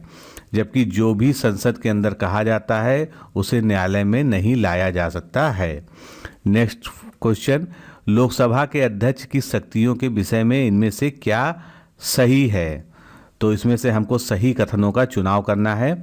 सदन में व्यवस्था बनाए रखने की प्रक्रिया को विनियमित करने में अध्यक्ष का आचरण न्यायालय की अधिकारिता के अधीन नहीं होगा। बिल्कुल सही कथन है। अपने सदन की अध्यक्षता करने के अलावा भी अध्यक्ष के पास कतिपय शक्तियां होती हैं, जैसे कि संसद के लिए दोनों सदनों की संयुक्त बैठक की अध्यक्षता करना। तो ये भी कथन सही है, क्योंकि लोकसभा का अध्यक्ष ही जो है संयुक्त अधिवेशन की बैठक की अध्यक्षता करता है, जिस दौरान उसके पद हटाने हेतु संकल्प विचाराधीन है। अध्यक्ष अध्यक्षता करेगा, किंतु उसे बोलने का अधिकार नहीं होगा और कोई मतदान नहीं होगा। तो ये गलत है, इसके बारे में भी हम देखते हैं। संविधान के अनुच्छेद 93 के अनुसार लोकसभा अध्यक्ष का चुनाव लोकसभा के सदस्य करते हैं। लोकसभा अध्यक्ष स्वयं लोकसभा का सदस्य होता है या लोकसभा अध्यक्ष के रूप में शपथ नहीं लेता, बल्कि एक सदस्य के रूप में शपथ लेता है। और लोकसभा अध्यक्ष के विभिन्न कार्य जो हैं वो कौन कौन से हैं? सदन में व्यवस्था बनाए रखने की प्रक्रिया को विनियमित करना तथा लोकसभा के अध्यक्ष का आचरण किसी भी न्यायालय की अधिकारिता के क्षेत्र में नहीं आता है। लोकसभा अध्यक्ष दोनों सदनों की संयुक्त बैठकों की अध्यक्षता करता है। किसी विषय को लेकर प्रस्तुत किए जाने वाला कार्य स्थगन प्रस्ताव अध्यक्ष की अनुमति से ही पेश किया जा सकता है। कोई विधेयक धन विधेयक है या नहीं, इसका निर्णय लोकसभा अध्यक्ष ही करता है। केंद्रीय प्रशासनिक अधिकरण उन व्यक्तियों की नियुक्ति और सेवा संबंधी विवाद का न्याय निर्णय करता है जो कि संघ के कार्यकलापों से जुड़ी लोक सेवाओं और पदों पर नियुक्त होते हैं, यानी जो संघ की सेवाओं में होते हैं। रक्षा बलों के सदस्य नियुक्त हैं, उनकी जो है केंद्रीय प्रशासनिक अधिकरण में सुनवाई नहीं होती है। उच्चतम न्यायालय के या भारत के किसी उच्च न्यायालय के अधिकारी या कर्मचारी नियुक्त हैं, उनका भी जो है केंद्रीय प्रशासनिक अधिकरण में वादों की सुनवाई नहीं की जाती है। केंद्रीय प्रशासनिक अधिकरण संघ कार्यपालकों से जुड़ी लोक सेवाओं और पदों की नियुक्ति संबंधी सभी विवादों का न्याय निर्णय करती है। नेक्स्ट क्वेश्चन, 1990 में अंतर्राज्यीय परिषद की स्थापना का क्या उद्देश्य था? संविधान के परिसंघीय उपबंधों को सुदृढ़ करना, ये अंतर्राज्यीय परिषद की स्थापना का उद्देश्य था। संविधान के परिसंघीय उपबंधों को सुदृढ़ करने अर्थात केंद्र एवं राज्यों के बीच समन्वय स्थापित करने के लिए राष्ट्रपति संविधान के अनुच्छेद 263 के अंतर्गत अंतर्राज्यीय परिषद की स्थापना कर सकता है। इसी के आधार पर पहली बार जून 1990 ईस्वी में अंतर्राज्यीय परिषद की स्थापना की गई। इसके सदस्य के रूप में प्रधानमंत्री तथा उनके द्वारा मनोनीत 6 कैबिनेट स्तर के मंत्री और सभी राज्यों व संघ शासित राज्यों के मुख्यमंत्री एवं संघ राज्यों के प्रशासक शामिल होते हैं। इसकी बैठक वर्ष में 3 बार की जाएगी, जिसकी अध्यक्षता प्रधानमंत्री करते हैं। नेक्स्ट, भारत के संविधान में नवीं अनुसूची किस संशोधन अधिनियम द्वारा जोड़ी गई है? तो नवीं अनुसूची को पहले ही संविधान संशोधन द्वारा जोड़ा गया था, याद रखिएगा। ये नवीं अनुसूची भूमि सुधारों और जमींदारी प्रणाली के उन्मूलन से संबंधित, राज्य विधानमंडलों और अन्य मामलों से संबंधित संसद के अधिनियम और विनियम मूलतः 13 परंतु वर्तमान में 282 हैं। इस अनुसूची को पहले संशोधन यानी 1951 के द्वारा मूल अधिकारों के उल्लंघन के आधार पर न्यायिक संवीक्षा से इसमें सम्मिलित कानूनों को बचाने के लिए जोड़ा गया था। तथापि वर्ष 2007 में उच्चतम न्यायालय ने निर्णय दिया कि इस अनुसूची में 24 अप्रैल 1975 के बाद सम्मिलित कानूनों की न्यायिक समीक्षा की जा सकती है। भारत में शहरी स्थानीय निकाय के बारे में कौन से कथन सत्य हैं? 74वां संविधान संशोधन अधिनियम 3 प्रकार के शहरी स्थानीय निकायों अर्थात नगर निगम, नगर पालिका एवं नगर परिषद की परिकल्पना करता है। तो ये कथन बिल्कुल सही है। नगर निगम उन नगरों में जिनमें जनसंख्या 10 लाख से अधिक है स्थापित किए जाते हैं, ये भी कथन बिल्कुल सही है। बॉम्बे तथा कलकत्ता निगम वे पहले ही नगर निगम थे जिनकी स्थापना अंग्रेजों के समय में हुई थी। तो ये कथन गलत है, क्योंकि सबसे पहले जो है मद्रास नगर निगम की स्थापना भारत में हुई थी। 74वां संविधान संशोधन अधिनियम 1993 नगर पालिका से संबंधित है। इसको संविधान के भाग 9 में रखा गया है। नगर पालिकाएं 3 प्रकार के निकायों अर्थात नगर निगम, नगर पालिका और नगर परिषद से बनती हैं। भारत का प्रथम नगर निगम कौन सा था? मद्रास था। मद्रास नगर निगम की स्थापना 1867 में हुई थी। यह लंदन के बाद विश्व का दूसरा सबसे पुराना नगर निगम है। भारत में राज्यपाल के पद के बारे में निम्नलिखित में से कौन से कथन जो है सही हैं, ये बताना है। एक राज्यपाल एक से अधिक राज्य के राज्यपाल के रूप में कार्य कर सकता है, बिल्कुल कर सकता है।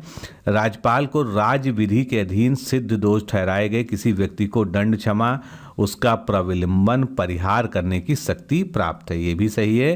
राज्यपाल की नियुक्ति राष्ट्रपति के द्वारा उस राज्य की मुख्यमंत्री की सिफारिश पर की जाती है, जो कि गलत है, क्योंकि वो मुख्यमंत्री की सिफारिश नहीं जबकि मंत्रिमंडल की सिफारिश पे की जाती है। अनुच्छेद 153 के अनुसार राज्य का एक राज्यपाल होगा। राज्यपाल की नियुक्ति राष्ट्रपति अनुच्छेद 155 के तहत करता है। एक राज्यपाल 2 या 2 से अधिक राज्यों का राज्यपाल नियुक्त किया जा सकता है। अनुच्छेद 161 के अनुसार राज्यपाल को क्षमा आदि की ओर से कुछ मामलों में दंडादेश के निलंबन, परिहार या लघुकरण की शक्ति प्राप्त है। नेक्स्ट क्वेश्चन, निम्नलिखित में से कौन सा एक 1773 के रेगुलेटिंग एक्ट का उपबंध नहीं था? तो यहाँ ध्यान दीजिएगा, यहाँ नहीं शब्द जुड़ा हुआ है। इसने ईस्ट इंडिया कंपनी के ऊपर संसदीय पर्यवेक्षण की शुरुआत की, बिल्कुल सही कथन है ये। बंगाल की सरकार गवर्नर जनरल एवं 4 सदस्यों की परिषद में निहित थी, ये भी उसमें उपबंध था। इसने योग्यताओं पर सभी प्रतिबंधों को हटाकर कोर्ट ऑफ प्रोप्राइटर्स में मत की शक्ति को बदल दिया था, ये कथन गलत है। गवर्नर जनरल में निर्णायक मत निहित था, ये कथन बिल्कुल सही है। 1773 का रेगुलेटिंग एक्ट के अंतर्गत कलकत्ता प्रेसिडेंसी में एक सरकार गवर्नर जनरल के अधीन बनाई गई थी, जिसमें 4 अन्य सदस्य होते थे और गवर्नर जनरल का निर्णायक मत होता था। इस एक्ट के प्रमुख जो है प्राविधान कौन कौन से थे? पहला था, कंपनी पर संसदीय पर्यवेक्षकों की शुरुआत हुई। बंगाल के गवर्नर को 3 प्रेसिडेंसियों का गवर्नर जनरल बनाया गया। इसी एक्ट के तहत सुप्रीम कोर्ट की स्थापना कोलकाता में की गई। इस एक्ट के अंतर्गत कोर्ट ऑफ प्रोप्राइटर्स के चुनाव में चुनाव तिथि 12 महीने पूर्व वोट की पात्रता 500 से बढ़ाकर 1000 यूरो कर दी गई थी और शेयर धारक वोट को बढ़ा देने का अधिकार प्रदान किया गया था। नेक्स्ट क्वेश्चन, भारतीय संविधान के अधीन अवशिष्ट शक्तियां के बारे में निम्नलिखित में से कौन सा कथन सही है? तो अवशिष्ट शक्तियां संघ की संसद को दी गई हैं, बिल्कुल सही कथन है ये। अवशिष्ट शक्ति के मामले में भारत का संविधान ऑस्ट्रेलिया के संविधान का अनुसरण करता है, जो कि बिल्कुल गलत कथन है, क्योंकि अवशिष्ट शक्तियों का जो प्राविधान कहाँ से लिया गया था? कनाडा के संविधान से अवशिष्ट शक्तियां को ग्रहण किया गया था। फिर अगला देखते हैं, भारत के संविधान की अनुसूची 7 में अवशिष्ट शक्तियों की सूची दी गई है, ये भी गलत है, क्योंकि अनुसूची 7 क्या है? इसमें राज्य सूची, केंद्र सूची और समवर्ती सूची 3 ही प्रकार की सूचियां दी गई हैं। और अवशिष्ट सूची या अवशिष्ट शक्तियां उस लिस्ट को कहते हैं जो इन तीनों ही सूचियों में ना हो, लेकिन इसका कहीं पर भी उल्लेख नहीं किया गया है। भारत शासन अधिनियम 1935 में अवशिष्ट शक्तियां गवर्नर जनरल को सौंपी गई थीं, ये कथन बिल्कुल सही है। तो इस प्रकार जो है 1 और 4 जो है बिल्कुल सही कथन है। किस अधिनियम के अधीन भारतीय ईसाइयों तथा आंग्ल भारतीयों के प्रतिनिधित्व के लिए पृथक निर्वाचन मंडल बनाए गए थे? तो भारत सरकार अधिनियम 1935 के अधीन भारतीय ईसाइयों और एंग्लो इंडियंस को भी जो है पृथक निर्वाचन का जो है प्राविधान उनके लिए कर दिया गया था। नेक्स्ट क्वेश्चन, इनमें से कौन सा कथन सही है? तो सही कथनों पर हमको विचार करना है। किसी धार्मिक या सांप्रदायिक संस्थान से जुड़े पद उस विशिष्ट धर्म को जिससे वह संस्थान जुड़ा है मानने वाले सदस्यों के लिए आरक्षित हो सकती है, बिल्कुल सही कथन है। राज्य किसी पद या नियुक्ति को नागरिकों के किसी पिछड़े वर्ग के पक्ष में जिस पर उस राज्य की राय में उस राज्य के अधीन सेवाओं में पर्याप्त प्रतिनिधित्व नहीं है आरक्षित कर सकता है, ये भी कथन बिल्कुल सही है, क्योंकि आरक्षण जो है इसी प्रकार से लागू ही हुआ था। कोई नागरिक धर्म, मूलवंश, जाति, लिंग, उद्भव, जन्म स्थान या इनमें से किसी आधार पर राज्य के अधीन किसी पद के लिए अपात्र नहीं होगा। तो तीनों ही जो हैं ये हमारे मूल अधिकारों का जो है हिस्सा है। अनुच्छेद 26 क्या कहता है? किसी धार्मिक या सांप्रदायिक संस्थान से जुड़े पद उस विशिष्ट धर्म को जिससे वह संस्थान जुड़ा है मानने वाले सदस्यों के लिए आरक्षित हो सकते हैं। अनुच्छेद 16, राज्य किसी पद या नियुक्ति को नागरिकों के किसी पिछड़े वर्ग में जिनका उस राज्य की राय में उस राज्य के अधीन सेवाओं में पर्याप्त प्रतिनिधित्व नहीं है आरक्षित कर सकेगा। अनुच्छेद 15, कोई नागरिक धर्म, मूलवंश, जाति, लिंग, उद्भव, जन्मस्थान या इनमें से किसी आधार पर राज्य के अधीन किसी पद के लिए अपात्र नहीं होगा। लोकसभा अध्यक्ष की शक्तियों के बारे में जो है हमको विचार करना है और सही कथन कौन से हैं ये देखना है। सदन की व्यवस्था बनाए रखने की प्रक्रिया को विनियमित करने में अध्यक्ष का आचरण किसी न्यायालय की अधिकारिता के अधीन नहीं होगा, सही कथन है। अपने सदन की अध्यक्षता के अलावा भी अध्यक्ष के पास कतिपय शक्तियां हैं, जैसे कि संसद के दोनों सदनों की संयुक्त बैठक को आहूत करना, तो ये कथन जो है बिल्कुल सही है। अनुच्छेद 93 के अनुसार लोकसभा का अध्यक्ष का चुनाव लोकसभा के सदस्य ही करते हैं। लोकसभा अध्यक्ष स्वयं लोकसभा का सदस्य होता है, ये लोकसभा अध्यक्ष के रूप में शपथ नहीं लेता है बल्कि एक सदस्य के रूप में सदस्य लेता है। तो ये क्वेश्चंस रिपीट हो गए हैं लेकिन आपका रिवीजन हो जाएगा। चलिए नेक्स्ट क्वेश्चन देखते हैं। नेक्स्ट क्वेश्चन देखते हैं, भारत की संसद किसी राज्य में उसके राज्य क्षेत्र अलग करके अथवा किसी राज्य क्षेत्र को किसी राज्य के भाग के साथ मिलाकर नए राज्य का निर्माण कर सकेगी। तो ये किस पद्धति या किस प्रक्रिया द्वारा किया जा सकता है? तो साधारण बहुमत द्वारा तथा सामान्य विधायी प्रक्रिया द्वारा ऐसा किया जा सकता है।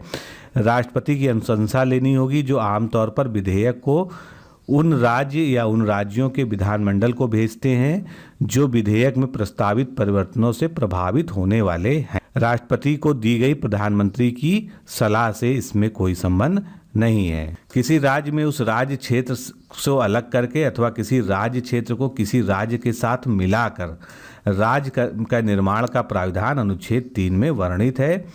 इसके अनुसार उपरोक्त परिवर्तन से संबंधित कोई भी अध्यादेश राष्ट्रपति की पूर्व मंजूरी के बाद ही संसद में पेश किया जा सकता है और वो संस्तुति से पूर्व राष्ट्रपति अध्यादेश को संबंधित राज्य के विधानमंडल का मत जानने के लिए भेजता है, लेकिन विधानमंडल का मत मानने के लिए वह बाध्य नहीं है। इस तरह का कानून संसद द्वारा सामान्य बहुमत और साधारण विधायी प्रक्रिया के जरिए पारित किया जा सकता है। नेक्स्ट क्वेश्चन, महाभियोग के बारे में 2 कथन है, इनके बारे में हमको देखना है कि कौन से कथन जो है सही है। किसने 2 पूर्ण अवधियों तक भारत के उपराष्ट्रपति का पदभार संभाला था? तो इसमें से डॉक्टर एस राधाकृष्णन ने लगातार 2 पूर्ण अवधियों तक जो है भारत के उपराष्ट्रपति के रूप में कार्य किया गया। पहला कार्यकाल उनका 1952 से 1957 था और लगातार दूसरा कार्यकाल 1957 से 1962 था। इसके अतिरिक्त उपराष्ट्रपति हामिद अंसारी भी 2 बार उपराष्ट्रपति के कार्यकाल के लिए चुने गए हैं। उनका पहला कार्यकाल 11 अगस्त 2007 से 10 अगस्त 2012 तक और दूसरा कार्यकाल 11 अगस्त 2012 से 10 अगस्त 2017 तक रहा है। और भारत में वर्तमान उपराष्ट्रपति एम वेंकैया नायडू हैं। भारत में एकल नागरिकता की अवधारणा कहाँ से अपनाई गई है? तो भारत में एकल नागरिकता की अवधारणा ब्रिटेन या इंग्लैंड के संविधान से अपनाई गई है। नागरिकता के संबंध में भारतीय संविधान के भाग 2 तथा अनुच्छेद 5 से 11 में प्रावधान किए गए हैं। इन अनुच्छेदों में केवल यह प्रावधान किया गया है कि भारत का नागरिक कौन है और किसे भारत का नागरिक माना जाए। इसके अतिरिक्त अनुच्छेद 11 द्वारा संसद को भविष्य में नागरिकता के संबंध में कानून बनाने का अधिकार दिया गया है। इस अधिकार का प्रयोग करके संसद ने नागरिकता के संबंध में अधिनियम 1955 बनाया है, जिसमें अब तक कई बार संशोधन किए जा चुके हैं। निम्नलिखित में से कौन पंचायतों की संरचना के बाबत उपबंध करने को अधिकृत है? तो पंचायतों की संरचना को उपबंध करने का कार्य जो है राज्य का विधानमंडल करता है। संविधान के अनुच्छेद 243 गा 1 के अनुसार राज्य का विधानमंडल पंचायतों की संरचना या गठन के बाबत उपबंध करने के लिए अधिकृत है। भारत के संविधान में पंचायतों तथा नगरपालिकाओं से संबंधित 73वें व 74वें संवैधानिक संशोधन जब हुए, उस समय भारत का प्रधानमंत्री कौन था? तो भारत के प्रधानमंत्री उस समय पीवी नरसिम्हा राव थे। 73वां और 74वां संविधान संशोधन 1952 24 अप्रैल 1993 से लागू हुआ था। इस समय भारत के प्रधानमंत्री पीवी नरसिम्हा राव थे, जिनका कार्यकाल 1991 से 96 के मध्य में था। 73वां और 74वां संविधान संशोधन क्रमशः भारत के राज्य की पंचायतों एवं नगर पालिकाओं से प्राविधानों से संबंधित था। भारत का 73वां संशोधन अधिनियम 1993 संविधान में इसके लिए एक नया भाग यानी भाग 9 और नई अनुसूची यानी 11वीं अनुसूची जोड़ी गई और पंचायती राज व्यवस्था को संवैधानिक दर्जा जो है इस संशोधन के माध्यम से प्रदान किया गया था। भारत का संविधान 74वां संविधान संशोधन 1993 में नगर पालिकाओं से संबंधित एक नया भाग यानी 9A शामिल किया गया था। निम्नांकित में से कौन एक पंचायतों से संबंधित नहीं है? संविधान का 74वां संविधान संशोधन जो है ये पंचायतों से संबंधित नहीं है। राज्य निर्वाचन आयोग पंचायतों का चुनाव संपादित करेगा, बिल्कुल सही कथन है। एक सभी पंचायतों का कार्यकाल 5 वर्ष निर्धारित होता है, ये भी सही है। एक पंचायत के भंग होने के 6 माह के अंदर नया चुनाव कराया जाएगा, ये भी कथन सही है।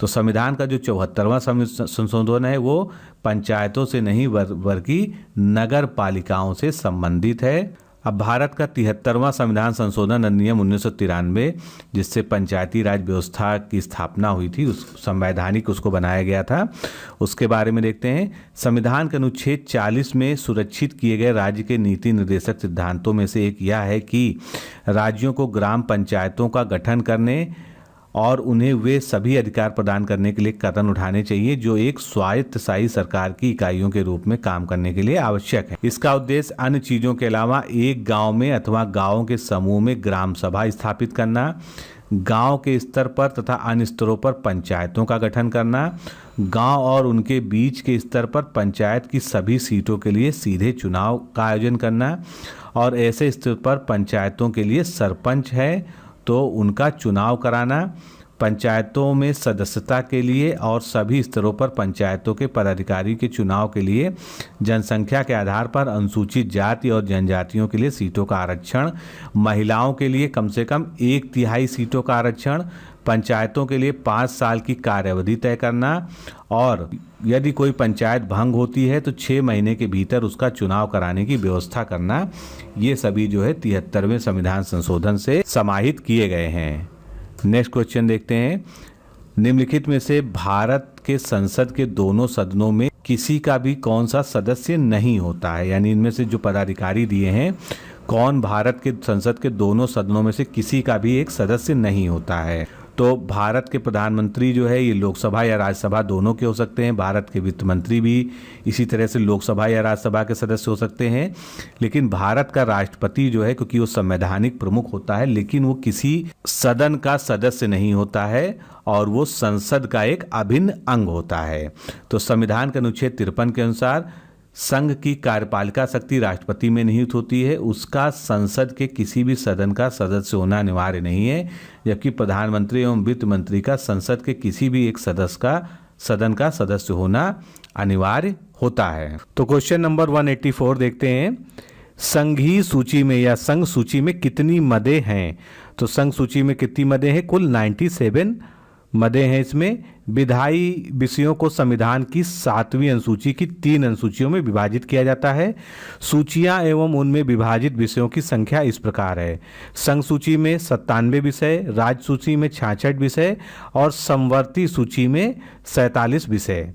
संघ सूची में 2A, 91A, 92B के अतिरिक्त 3 अतिरिक्त विषय भी शामिल किए गए हैं, लेकिन ये विषय जो है 97 के अंदर ही खंड बनाकर जो है, जैसे 92A, 92B या 2A, 2B इस तरह से शामिल किए जाते हैं। अतः इसकी अगर अंतिम संख्या की बात करें तो अंतिम संख्या 97 है, ना कि 100, और किसी भी सूचियों की संख्या 99 नहीं हो सकती है। नेक्स्ट, भारतीय संविधान के निम्नलिखित अनुच्छेदों में से कौन सा अनुच्छेद राज्य की सरकारों को ग्राम पंचायतों को संगठित करने का निर्देश देता है? तो इनमें से अनुच्छेद 40, जो कि नीति निर्देशक तत्वों का जो है एक अंग है, उसके अंतर्गत राज्य को ये निर्देश दिया जाता है कि वो ग्राम पंचायतों का संगठन करे, यानी ग्राम पंचायतों की संरचना करे, निर्माण करे और उसका क्रियान्वयन करे। अनुच्छेद 40 में उल्लेखित है कि राज्य ग्राम पंचायतों का गठन करने के लिए कदम उठाएगा, उनको ऐसी शक्तियां प्रदान करेगा जो उन्हें स्वायत्त शासन की इकाइयों के रूप में कार्य करने योग्य बनाने के लिए आवश्यक हो। संविधान के अनुच्छेद 40 में राज्यों को पंचायतों के गठन का निर्देश दिया गया है। इसके साथ ही संविधान की 7वीं अनुसूची जो राज्य सूची है कि प्रविष्ट 5 में ग्राम पंचायतों को शामिल करके इस संबंध में कानून बनाने का अधिकार राज्य को दे दिया गया है। 1993 में संविधान के 73वें संशोधन के द्वारा पंचायती राज व्यवस्था को संवैधानिक मान्यता भी प्रदान की गई थी। संविधान में भाग 9 को पुनः जोड़कर इस भाग में 16 नए अनुच्छेद जो कि 243 से 243 अड़ा तक जो है, और संविधान में 11वीं अनुसूची जोड़कर पंचायत के गठन, पंचायत के सदस्यों के चुनाव, सदस्यों के लिए आरक्षण, पंचायत के कार्यों के संबंध में व्यापक प्राविधान किए गए हैं। नेक्स्ट क्वेश्चन, निम्नलिखित में से कौन सा कार्य निर्वाचन आयोग के कार्यक्षेत्र में नहीं आता है? तो इनमें से भारत के प्रधानमंत्री का चुनाव करना जो है निर्वाचन आयोग के कार्य में से नहीं आता है, क्योंकि भारत के प्रधानमंत्री का चुनाव कैसे होता है या प्रधानमंत्री की नियुक्ति कैसे होती है? बहुमत दल के द्वारा सर्वसम्मति से अपने बीच में से एक व्यक्ति को जो है प्रधानमंत्री के रूप में चुन लिया जाता है, जिसको औपचारिक नियुक्ति जो है राष्ट्रपति द्वारा दी जाती है। उसके अलावा भारत के राष्ट्रपति का चुनाव कराना, राजनैतिक दलों को मान्यता प्रदान करना और राजनीतिक दलों को चुनाव चिन्ह देना या आवंटित करना, ये सभी जो है चुनाव आयोग के कार्य हैं। भारत के प्रधानमंत्री का चुनाव करना निर्वाचन आयोग के कार्यक्षेत्र में नहीं आता है। अनुच्छेद 75(1) के अनुसार प्रधानमंत्री की नियुक्ति राष्ट्रपति करेगा और अन्य मंत्रियों की नियुक्ति प्रधानमंत्री की सलाह पर करेगा। इसके अतिरिक्त राष्ट्रपति का चुनाव कराना, राजनीतिक दलों को मान्यता प्रदान करना तथा राजनीतिक दलों को चुनाव चिन्ह नियत करना निर्वाचन आयोग के कार्यक्षेत्र में आते हैं। नेक्स्ट क्वेश्चन, जिस संविधान सभा द्वारा भारत के संविधान को अधिनियमित किया गया था उसके सदस्य कौन थे? तो संविधान सभा जो है कहाँ से चुनी गई थी, इसका मतलब ये है तो विभिन्न प्रांतों की विधान सभाओं द्वारा निर्वाचित प्रतिनिधियों द्वारा जो प्रतिनिधि थे, सदस्य थे, उनको मिलाकर ही संविधान सभा का गठन हुआ था। जिस संविधान सभा द्वारा भारत के संविधान का अधिनियम किया गया था उसके सदस्य विभिन्न प्रांतों की विधान सभाओं द्वारा निर्वाचित किए गए थे।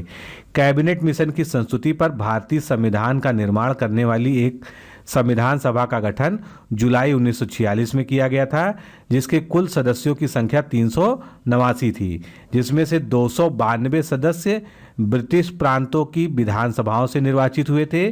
4 सदस्य चीफ कमिश्नरी क्षेत्रों से के प्रतिनिधि थे और 93 सदस्य जो थे वो देसी रियासतों के प्रतिनिधि थे। जुलाई अगस्त 1946 में कैबिनेट मिशन योजना के अंतर्गत संविधान सभा के लिए चुनाव संपादित हुए।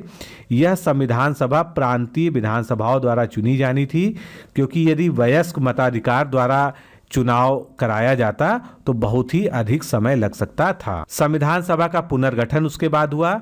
संविधान सभा में पहला परिवर्तन हुआ 3 जून 1947 को माउंटबेटन योजना के कारण आया, जब पाकिस्तान अलग राष्ट्र बना, जिसके कारण मुस्लिम लीग के सदस्य संविधान सभा से अलग हो गए और सदस्यों की संख्या घटकर कितनी रह गई? 324। इसमें 324 में क्या हुआ?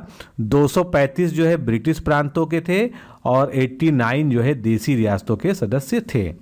दूसरा परिवर्तन देसी रियासतों के सदस्यों का अलग अलग समय में शामिल होने के कारण आया। हैदराबाद रियासत का कोई प्रतिनिधि संविधान सभा में शामिल नहीं हुआ था। नेक्स्ट क्वेश्चन देखते हैं। लोकसभा की सभी संसदीय समितियों के अध्यक्ष की नियुक्ति कौन करता है? तो लोकसभा की जितनी भी संसदीय समितियां होती हैं उसके अध्यक्ष का जो है नियुक्ति भारत के लोकसभा के अध्यक्ष के द्वारा की जाती है। वह स्वयं भी कार्य मंत्रणा समिति, नियम समिति व सामान्य प्रयोजन समिति का अध्यक्ष होता है। भारतीय संविधान की अब प्रमुख स्थायी समितियां कौन कौन सी हैं, इससे भी बहुत क्वेश्चन आता है, तो एक एक करके हम देखते हैं। सबसे पहले बात करते हैं याचिका समिति, या जिसको कहते हैं द कमेटी ऑन पिटीशन। इस समिति में कम से कम 15 सदस्य होते हैं। लोकसभा अध्यक्ष समिति के सदस्यों को नाम निर्देशन करता है और समिति का कार्यकाल 1 वर्ष का होता है। कुछ चीज़ें जरूर याद रखिएगा इन समितियों के बारे में। तो कमेटी ऑफ पिटीशन या याचिका समिति में क्या हुआ? 15 सदस्य हैं और कार्यकाल कितना है? 1 वर्ष। ये 2 बहुत ही महत्वपूर्ण बातें हैं जो बार बार पूछी जाती हैं। जनता द्वारा सदन के सम्मुख समान हित से संबंधित जो याचिकाएं प्रस्तुत की जाती हैं, यह समिति उन याचिकाओं पर विचार करके सदन के सामने रिपोर्ट प्रस्तुत करती है। दूसरी सदस्य समिति हो गई लोक लेखा समिति, जो बहुत ही इंपॉर्टेंट समिति मानी जाती है। इसको द पब्लिक अकाउंट्स कमेटी भी कहा जाता है। इस समिति का कार्य सरकार के सभी वित्तीय लेन देन संबंधी विषयों की जांच करना है। इस समिति में 22 सदस्य होते हैं, बहुत इंपॉर्टेंट पॉइंट है, और इनमें से 15 सदस्य लोकसभा के होते हैं और 7 राज्यसभा के होते हैं। समिति का कार्यकाल 1 वर्ष का होता है और कोई मंत्री इस समिति का सदस्य नहीं होता है। इस समिति में सिफारिशों ने देश के वित्तीय प्रशासन को सुधारने में बहुत अधिक योगदान किया है। अब एक बार इसको फिर से देख लीजिए। लोक लेखा समिति से बहुत क्वेश्चन आते हैं। इसमें कुल सदस्य कितने हो गए? 22 हो गए। 22 में 15 जो है लोकसभा के हो गए और 7 जो है कहाँ के हो गए?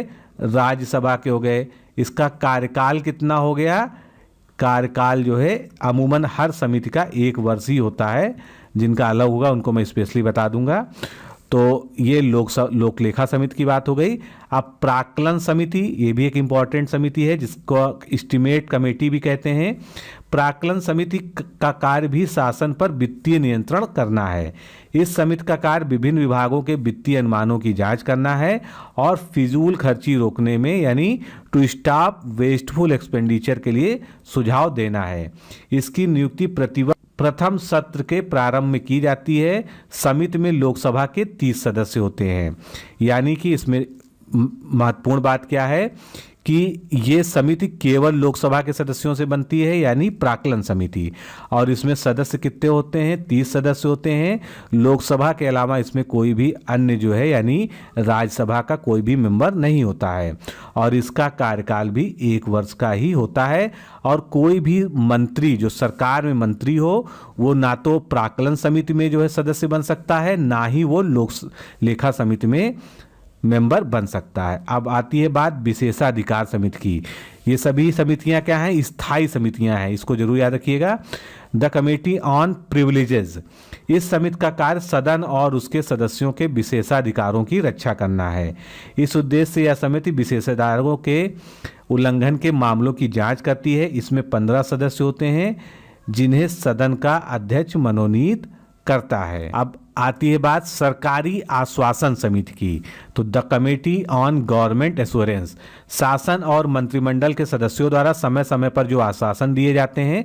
आश्वासन का यहाँ अर्थ है कि जैसे लोकसभा या विधानसभा की कार्रवाई चल रही, लोकसभा या राज्यसभा की कार्रवाई चल रही है और उसमें किसी मंत्री ने कोई आश्वासन दे दिया, लिखित या मौखिक, कि हाँ हम इस मैटर में देखेंगे, हम इस मैटर की जांच करेंगे या इस पर ये कार्रवाई करेंगे, तो इसको यहाँ पर आश्वासन कहा जाता है। और वो आश्वासन सभी रिकॉर्ड किए जाते हैं, ऑन रिकॉर्ड होते हैं।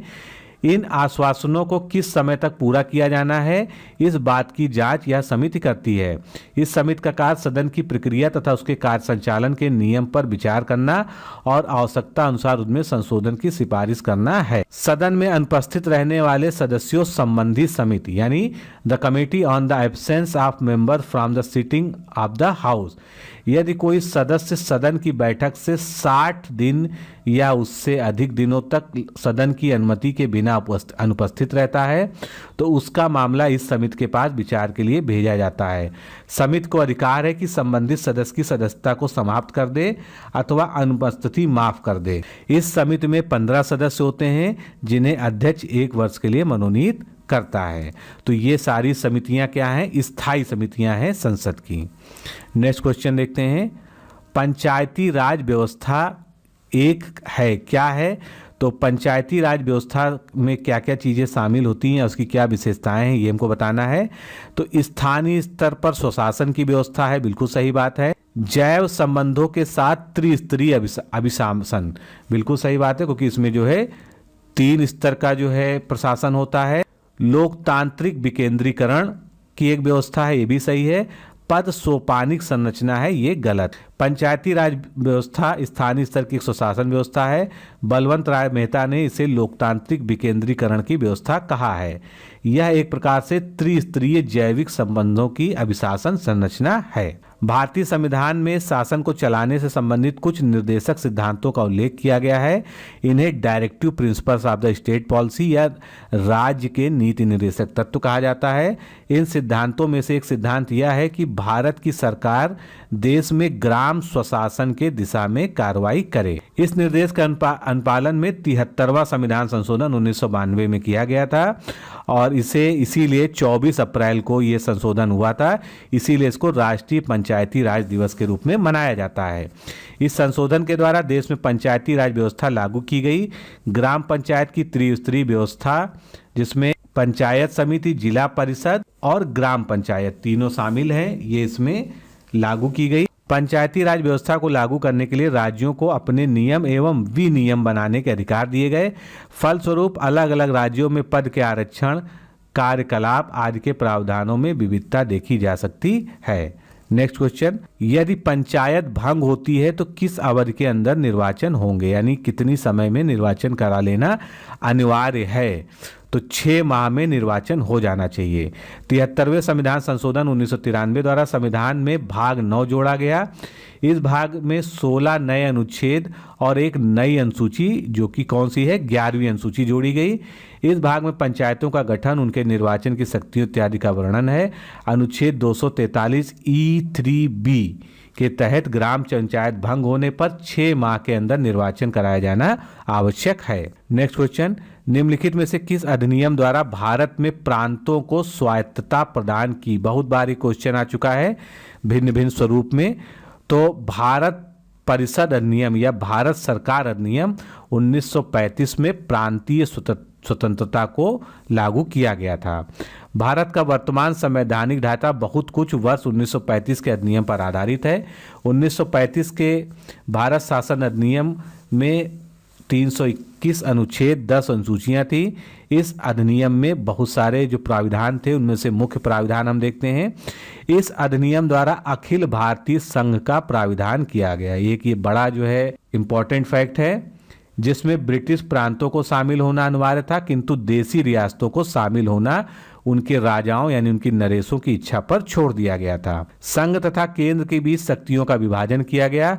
विभिन्न विषयों की 3 सूचियां बनाई गई, जैसे कि आज हैं संघ सूची, प्रांत सूची और समवर्ती सूची। 1919 के अधिनियम द्वारा जो द्वैध शासन प्रांतों में लागू किया गया था, उसे अब केंद्र में लागू कर दिया गया।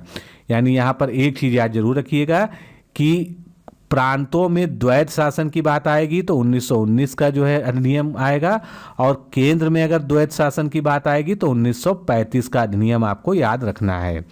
केंद्रीय सरकार के विषयों के दो भागों में विभाजित किया गया, संरक्षित विषय और हस्तांतरित विषय। संरक्षित विषय जो है गवर्नर जनरल के अधिकार क्षेत्र में था, जबकि हस्तांतरित विषय शासन मंत्रिपरिषद को सौंपा गया। केंद्र में द्विसदनात्मक विधायिका की स्थापना की गई, यानी राज्य परिषद जिसको आज राज्यसभा कहते हैं उच्च सदन होता है, और केंद्रीय विधानसभा जो निम्न सदन है जिसको आज की डेट में हम लोकसभा कहते हैं। प्रांतों में द्वैत शासन को समाप्त करके प्रांतीय स्वायत्तता के सिद्धांत को स्वीकार किया गया।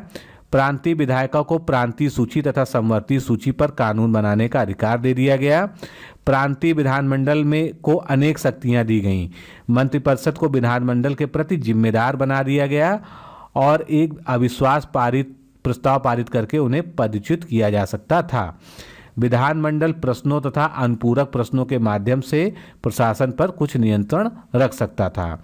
इस अधिनियम के अधीन बर्मा को भारत से अलग कर दिया गया। ये एक इम्पॉर्टेंट फैक्ट ये भी है, पूछा जाता है बार बार। तो 1935 के अधिनियम के द्वारा ही बर्मा को भारत से अलग कर दिया गया और उड़ीसा तथा सिंध नाम से दो नए प्रांतों का गठन किया गया। इस अधिनियम द्वारा एक संघीय बैंक यानी फेडरल बैंक और एक संघीय न्यायालय यानी एक फेडरल कोर्ट की स्थापना का प्राविधान किया गया। नेक्स्ट क्वेश्चन, किस सदन में अध्यक्ष उस सदन का सदस्य नहीं होता है? तो लोकसभा का जो अध्यक्ष होता है उसमें लोकसभा का ही कोई ना कोई मेंबर होता है, विधानसभा में भी ऐसा ही होता है और विधान परिषद में भी ऐसा होता है। लेकिन राज्यसभा में जो उसका अध्यक्ष होता है यानी राज्यसभा का जो सभापति होता है यानी उपराष्ट्रपति, वो राज्यसभा का सदस्य नहीं होता है। तो राज्यसभा का अध्यक्ष राज्यसभा का सदस्य नहीं होता है। भारत का उपराष्ट्रपति राज्यसभा का पदेन सभापति होता है, जिसका वर्णन संविधान के अनुच्छेद 89(1) में किया गया है। उपराष्ट्रपति संसद के किसी सदन या किसी राज्य के विधानमंडल का सदस्य नहीं होगा। यदि निर्वाचन के पूर्व वह सदस्य रहा हो तो निर्वाचित होने की तिथि से उसकी सदस्यता का अंत हो जाएगा। उसका कार्यकाल 5 साल का होगा, लेकिन इस अवधि के भीतर भी वह राष्ट्रपति को अपना त्यागपत्र देकर हट सकता है या राज्यसभा के सदस्यों द्वारा बहुमत से स्वीकृत प्रस्ताव के द्वारा, जिसे लोकसभा ने भी स्वीकार कर लिया हो, वह हटाया जा सकता है। लेकिन इसकी सूचना 14 दिन पूर्व देनी होगी। 1999 के एक अधिनियम के अनुसार वाइस प्रेसिडेंट राज्यसभा का सभापति होता है। नेक्स्ट क्वेश्चन, मुख्य चुनाव आयुक्त का कार्यकाल कितने वर्ष का होता है? कई बार ये क्वेश्चन रिपीट हो चुका है। तो मुख्य चुनाव आयुक्त का कार्यकाल 6 वर्ष हो सकता है या 65 साल उम्र, जो भी पहले घटित हो। मुख्य चुनाव आयुक्त और अन्य चुनाव आयुक्तों के अधिकार, वेतन, भत्ते आदि सब समान हैं। उन्हें वही वेतन मिलता है जो उच्चतम न्यायालय के न्यायाधीशों को प्राप्त होता है। मुख्य चुनाव आयुक्त अपने पद पर 6 वर्ष तक या अधिकतम 65 वर्ष तक बना रह सकता है। नेक्स्ट क्वेश्चन, पंचायती राज व्यवस्था का मूल उद्देश्य इनमें से क्या सुनिश्चित करना है? विकास में जन भागीदारी सुनिश्चित करना और लोकतांत्रिक विकेंद्रीकरण, ये दो जो है इसके मूल उद्देश्य हैं। राजनैतिक जवाबदेही या वित्तीय संग्रहण इसका कोई उद्देश्य नहीं है। आर्थिक एवं राजनैतिक शक्तियों का निम्न स्तर यानी ग्राम तक विकेंद्रीकरण करना ही लोकतांत्रिक विकेंद्रीकरण कहलाता है, जिसे गांधी जी ने ग्राम स्वराज का नाम दिया था तथा मूल संविधान के अनुच्छेद 40 और 73वें संविधान संशोधन द्वारा अनुच्छेद 243 में पंचायती राज संस्थाओं का तात्पर्य ग्रामीण स्वशासी संस्थाओं से है। भारतीय पंचायती राज व्यवस्था का प्रारंभ 2 अक्टूबर 1959 को नागौर राजस्थान से हुआ था। 73वें संविधान संशोधन 1993 द्वारा पंचायतों को संवैधानिक दर्जा प्रदान किया गया और इसका प्रमुख उद्देश्य स्थानीय जनता का विकास, जन भागीदारी एवं लोकतांत्रिक विकेंद्रीकरण को सुनिश्चित करना है। अब इससे संबंधित बलवंत राय मेहता समिति है, जिससे भी बार बार क्वेश्चन आते हैं, इसके बारे में देख लेते हैं। तो बलवंत राय मेहता समिति की ईयर क्या है 1957। बलवंत राय मेहता समिति का गठन पंचायती राज व्यवस्था को मजबूती प्रदान करने के लिए 1956 में बलवंत राय मेहता की अध्यक्षता में किया गया था। इस समिति ने अपनी रिपोर्ट 1957 में प्रस्तुत की।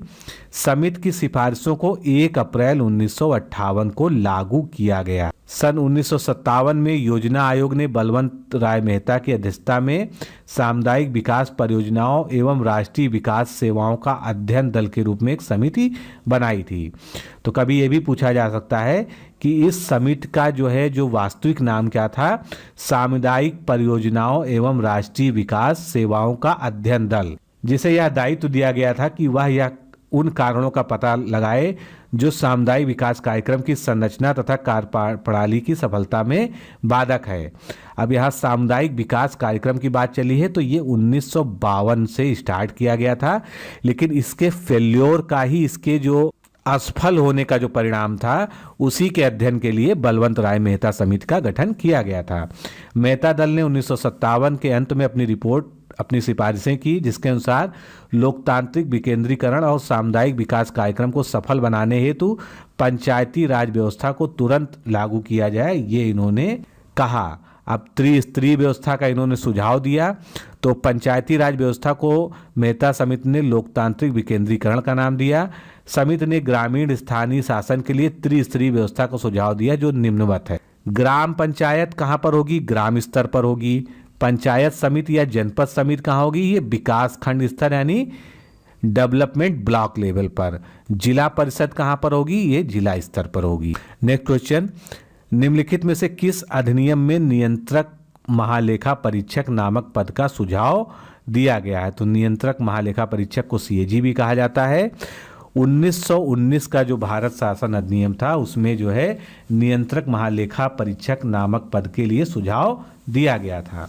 अब 1919 के अधिनियम की बात चली तो इसकी और भी कुछ विशेषताएं हम जान लें।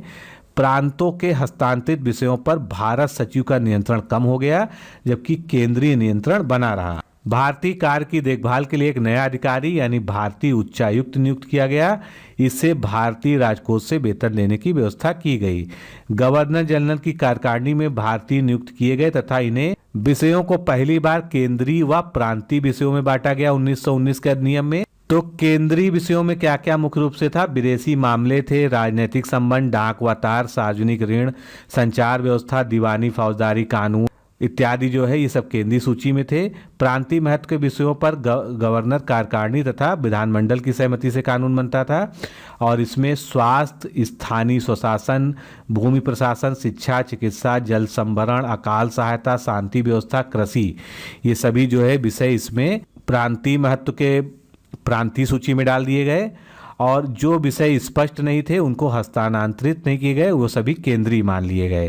केंद्र में द्विसदनीय विधानसभा, राज्य परिषद में स्त्रियां सदस्यता के लिए उपयुक्त नहीं समझी गई थी। केंद्रीय विधानसभा का कार्यकाल 3 वर्षों का था, जिसे गवर्नर जनरल बढ़ा सकता था। सांप्रदायिक निर्वाचन का दायरा बढ़ाकर सिखों तक विस्तृत कर दिया गया था, यानी सिखों के लिए अलग से निर्वाचक मंडल स्थापित कर दिए गए थे। केंद्रीय विधानमंडल संपूर्ण भारत के लिए कानून बना सकता था। गवर्नर जनरल अध्यादेश जारी कर सकता था और 6 महीने तक उसका प्रभाव रहता था। बजट पर बहस हो सकती थी, लेकिन मतदान का अधिकार उस समय नहीं दिया गया था। प्रांतों में द्वैध शासन लागू किया गया। प्रांतीय विषयों को 2 भागों में विभाजित किया गया, आरक्षित और हस्तांतरित। आरक्षित विषयों का प्रशासन उन मंत्रियों की सहायता से गवर्नर करता था जो विधानमंडल के निर्वाचित सदस्य थे, परंतु उनकी पद स्थापना व पदच्युति गवर्नर की इच्छा पर आधारित होती थी। हस्तांतरित व आरक्षित विषयों का विभाजन भी दोषपूर्ण था। द्वैध शासन पद्धति 1 अप्रैल 1921 को लागू की गई, जो 1 अप्रैल 1937 तक चलती रही, परंतु बंगाल में यह कार्य नहीं कर सकी। और इस अधिनियम की 2 सबसे प्रमुख फेल्योर थे या 2 सबसे बड़े दोष थे, वे द्वैध शासन की स्थापना और सांप्रदायिक निर्वाचन पद्धति का विस्तार करना, जिसमें सिखों को भी शामिल कर लिया गया था। नेक्स्ट देखते हैं, लक्काद्वीप, मिनिकॉय व अमीनी द्वीप का नाम बदलकर लक्षद्वीप किस वर्ष यानी किस संसदीय अधिनियम के द्वारा किया गया था? तो 1973 के संसदीय अधिनियम द्वारा इन द्वीपों का नाम बदलकर लक्षद्वीप कर दिया गया था। नेक्स्ट क्वेश्चन, भारत का प्रधानमंत्री किस प्रक्रिया से बनाया जाता है? तो भारत के प्रधानमंत्री का नियुक्ति होती है, ना तो निर्वाचन होता है, ना मनोनयन होता है, ना चयन होता है। संविधान के अनुच्छेद 75(1) के अनुसार प्रधानमंत्री की नियुक्ति राष्ट्रपति के द्वारा की जाती है तथा अंत मंत्रियों की नियुक्ति राष्ट्रपति प्रधानमंत्री की सलाह से करता है। यह राष्ट्रपति के विवेकाधीन है कि वह किसे प्रधानमंत्री नियुक्त करे, परंतु लोकसभा में उसे बहुमत प्राप्त करना और संसद के किसी सदन का सदस्य ना होने की स्थिति में 6 माह के भीतर उस किसी भी सदन का सदस्य बनना आवश्यक है, अन्यथा उसे अपना पद छोड़ना पड़ेगा। सरकार की पंचायती राज प्रणाली की प्रमुख विशेषता क्या है इनमें से? तो इनमें सरकार की 3 श्रेणियां होती है। इनका लक्ष्य गांवों को सामाजिक एवं आर्थिक न्याय प्रदान करना होता है। जिला परिषद में इसके सदस्य के रूप में कुछ सांसद होते हैं। तो ये तीनों ही कथन जो है बिल्कुल सही है। पंचायती राज प्रणाली पे हम लोग पिछले क्वेश्चंस में काफ़ी डिस्कस कर चुके हैं, इसलिए हम आगे देखते हैं। अब एक क्षेत्र पंचायत का क्षेत्र किसके द्वारा निर्धारित किया जाता है? तो क्षेत्र पंचायत का क्षेत्र राज्य सरकार द्वारा निर्धारित किया जाता है। इसमें चुनाव आयोग का कोई रोल नहीं है, यहीं पर थोड़ा सा कंफ्यूजन होता है। एक क्षेत्र पंचायत का क्षेत्र अनुच्छेद 243 गा के अनुसार राज्य सरकार द्वारा निर्धारित किया जाता है। अनुच्छेद 243 गा 2 के अनुसार किसी पंचायत के सभी स्थान पंचायत क्षेत्र में प्रादेशिक निर्वाचन क्षेत्रों से प्रत्यक्ष निर्वाचन द्वारा चुने गए व्यक्तियों से भरे जाएंगे और इस प्रयोजन के लिए प्रत्येक पंचायत क्षेत्र को प्रादेशिक निर्वाचन क्षेत्रों में ऐसी रीति से विभाजित किया जाएगा जिससे कि प्रत्येक निर्वाचन क्षेत्र की जनसंख्या को उसको आवंटित स्थानों की संख्या से अनुपात समस्त पंचायत क्षेत्रों में यथासाध्य एक ही हो। कुल मिला के जीस्ट ये है कि क्षेत्र पंचायत का जो क्षेत्र है वो कौन निर्धारित करेगा? राज्य सरकार। नेक्स्ट क्वेश्चन, संविधान की प्रस्तावना में भारत को निम्नलिखित में से किस रूप में घोषित किया गया है? तो जो आज की डेट में प्रस्तावना है संविधान की, उसमें भारत को एक प्रभुसत्ता संपन्न समाजवादी पंथ निरपेक्ष लोकतांत्रिक गणराज्य घोषित किया गया है। मूल संविधान में प्रस्तावना में समाजवादी पंथ निरपेक्ष और अखंडता शब्द नहीं थे। 42वें संविधान संशोधन 1976 द्वारा सरदार स्वर्ण सिंह समिति की सिफारिश पर इसको जोड़ा गया था। नेक्स्ट क्वेश्चन, निम्नलिखित में से कौन सा मूल अधिकार केवल भारत के नागरिकों के लिए ही है? ये मोस्ट इंपॉर्टेंट है, इसको किसी भी ट्रिक से याद कर लीजिए, लेकिन हमेशा के लिए याद कर लीजिए। तो इसमें जो है अभिव्यक्ति की स्वतंत्रता का अधिकार जो है केवल भारत के नागरिकों के लिए है। बाकी जीवन की स्वतंत्रता का अधिकार, धर्म स्वतंत्रता और समानता, ये तीनों जो है विदेशी नागरिकों को नहीं प्राप्त हैं। अब भारतीय नागरिकों को केवल कौन से प्राप्त हैं ये याद रख लीजिए। 15, 16, 19, 29 और 30, ये 5 ऐसे अनुच्छेद हैं जिनको आपको याद रखना है कि ये केवल भारतीय नागरिकों को प्राप्त हैं, ये विदेशी नागरिकों को मूल अधिकार नहीं प्राप्त हैं। सर्वोच्च न्यायालय में न्यायाधीश किस आयु में सेवानिवृत्त होते हैं? यानी सुप्रीम कोर्ट में सेवानिवृत्ति की किसी न्यायाधीश की क्या आयु होती है? तो 65 वर्ष तक जो है उसकी आयु होती है और इसका जो ब्यौरा है वो 124(2) यानी आर्टिकल 124(2) के अंतर्गत दिया गया। समितियां और उनके सुझावों को हमको सुमेलित करना है। तो बलवंत मेहता समिति से शुरुआत करते हैं। इसने त्रिस्तरीय पंचायती राज व्यवस्था की बात कही थी। अशोक मेहता ने द्विस्तरीय पंचायती राज व्यवस्था के लिए सुझाव दिया था। LM सिंघवी समिति ने स्थानीय स्वशासन पद्धति का सुझाव दिया था और GVR राव समिति ने प्रतिनिधित्व के तरीके में सुधार के लिए अपने सुझाव प्रस्तुत किए थे। नेक्स्ट क्वेश्चन, पंचायती राज व्यवस्था में शासन प्रणाली की संरचना क्या होती है? तो ये डिस्कस हो चुका है, इस आसान है। ग्राम, खंड और जिला स्तर पर इस स्थानीय स्वशासन की त्रिस्तरीय संरचना। संविधान के अनुच्छेद 243 खा के अनुसार पंचायती राज व्यवस्था में स्थानीय स्वशासन त्रिस्तरीय है। ग्राम स्तर, मध्यवर्ती यानी खंड स्तर जिसको ब्लॉक भी कहा जाता है, और जिला स्तर। किंतु मध्यवर्ती स्तर पंचायत का उस राज्य में गठन नहीं किया जाता है जिसमें जनसंख्या 20 लाख से कम हो। भारत के संविधान में संघीय शब्द का प्रयोग कहाँ पर हुआ है? तो संघीय या फेडरल शब्द का प्रयोग संविधान में कहीं भी नहीं किया गया है। ये महत्वपूर्ण बिंदु है। भारतीय संविधान में संघ शब्द के स्थान पर अनुच्छेद 1 में राज्यों का संघ शब्द का प्रयोग किया गया है। नेक्स्ट क्वेश्चन, भारतीय संविधान की किस धारा के अंतर्गत कोई व्यक्ति मूलभूत अधिकारों के हनन का मामला सीधे उच्चतम न्यायालय में उठा सकता है? धारा 32 यानी अनुच्छेद 32 के अंतर्गत मूलभूत अधिकारों का हनन होने पर सीधे उच्चतम न्यायालय में रिट दायर की जा सकती है या पिटीशन दायर की जा सकती है। भारतीय संविधान के अनुच्छेद 32 के प्रावधानों के तहत देश का कोई भी व्यक्ति मूलभूत अधिकारों के हनन का मामला सीधे उच्चतम न्यायालय में उठा सकता है। यह व्यक्ति का मूल अधिकार है और इसे संवैधानिक उपचारों का अधिकार के नाम से जाना जाता है। तो दोस्तों आज के सेगमेंट में इतना ही।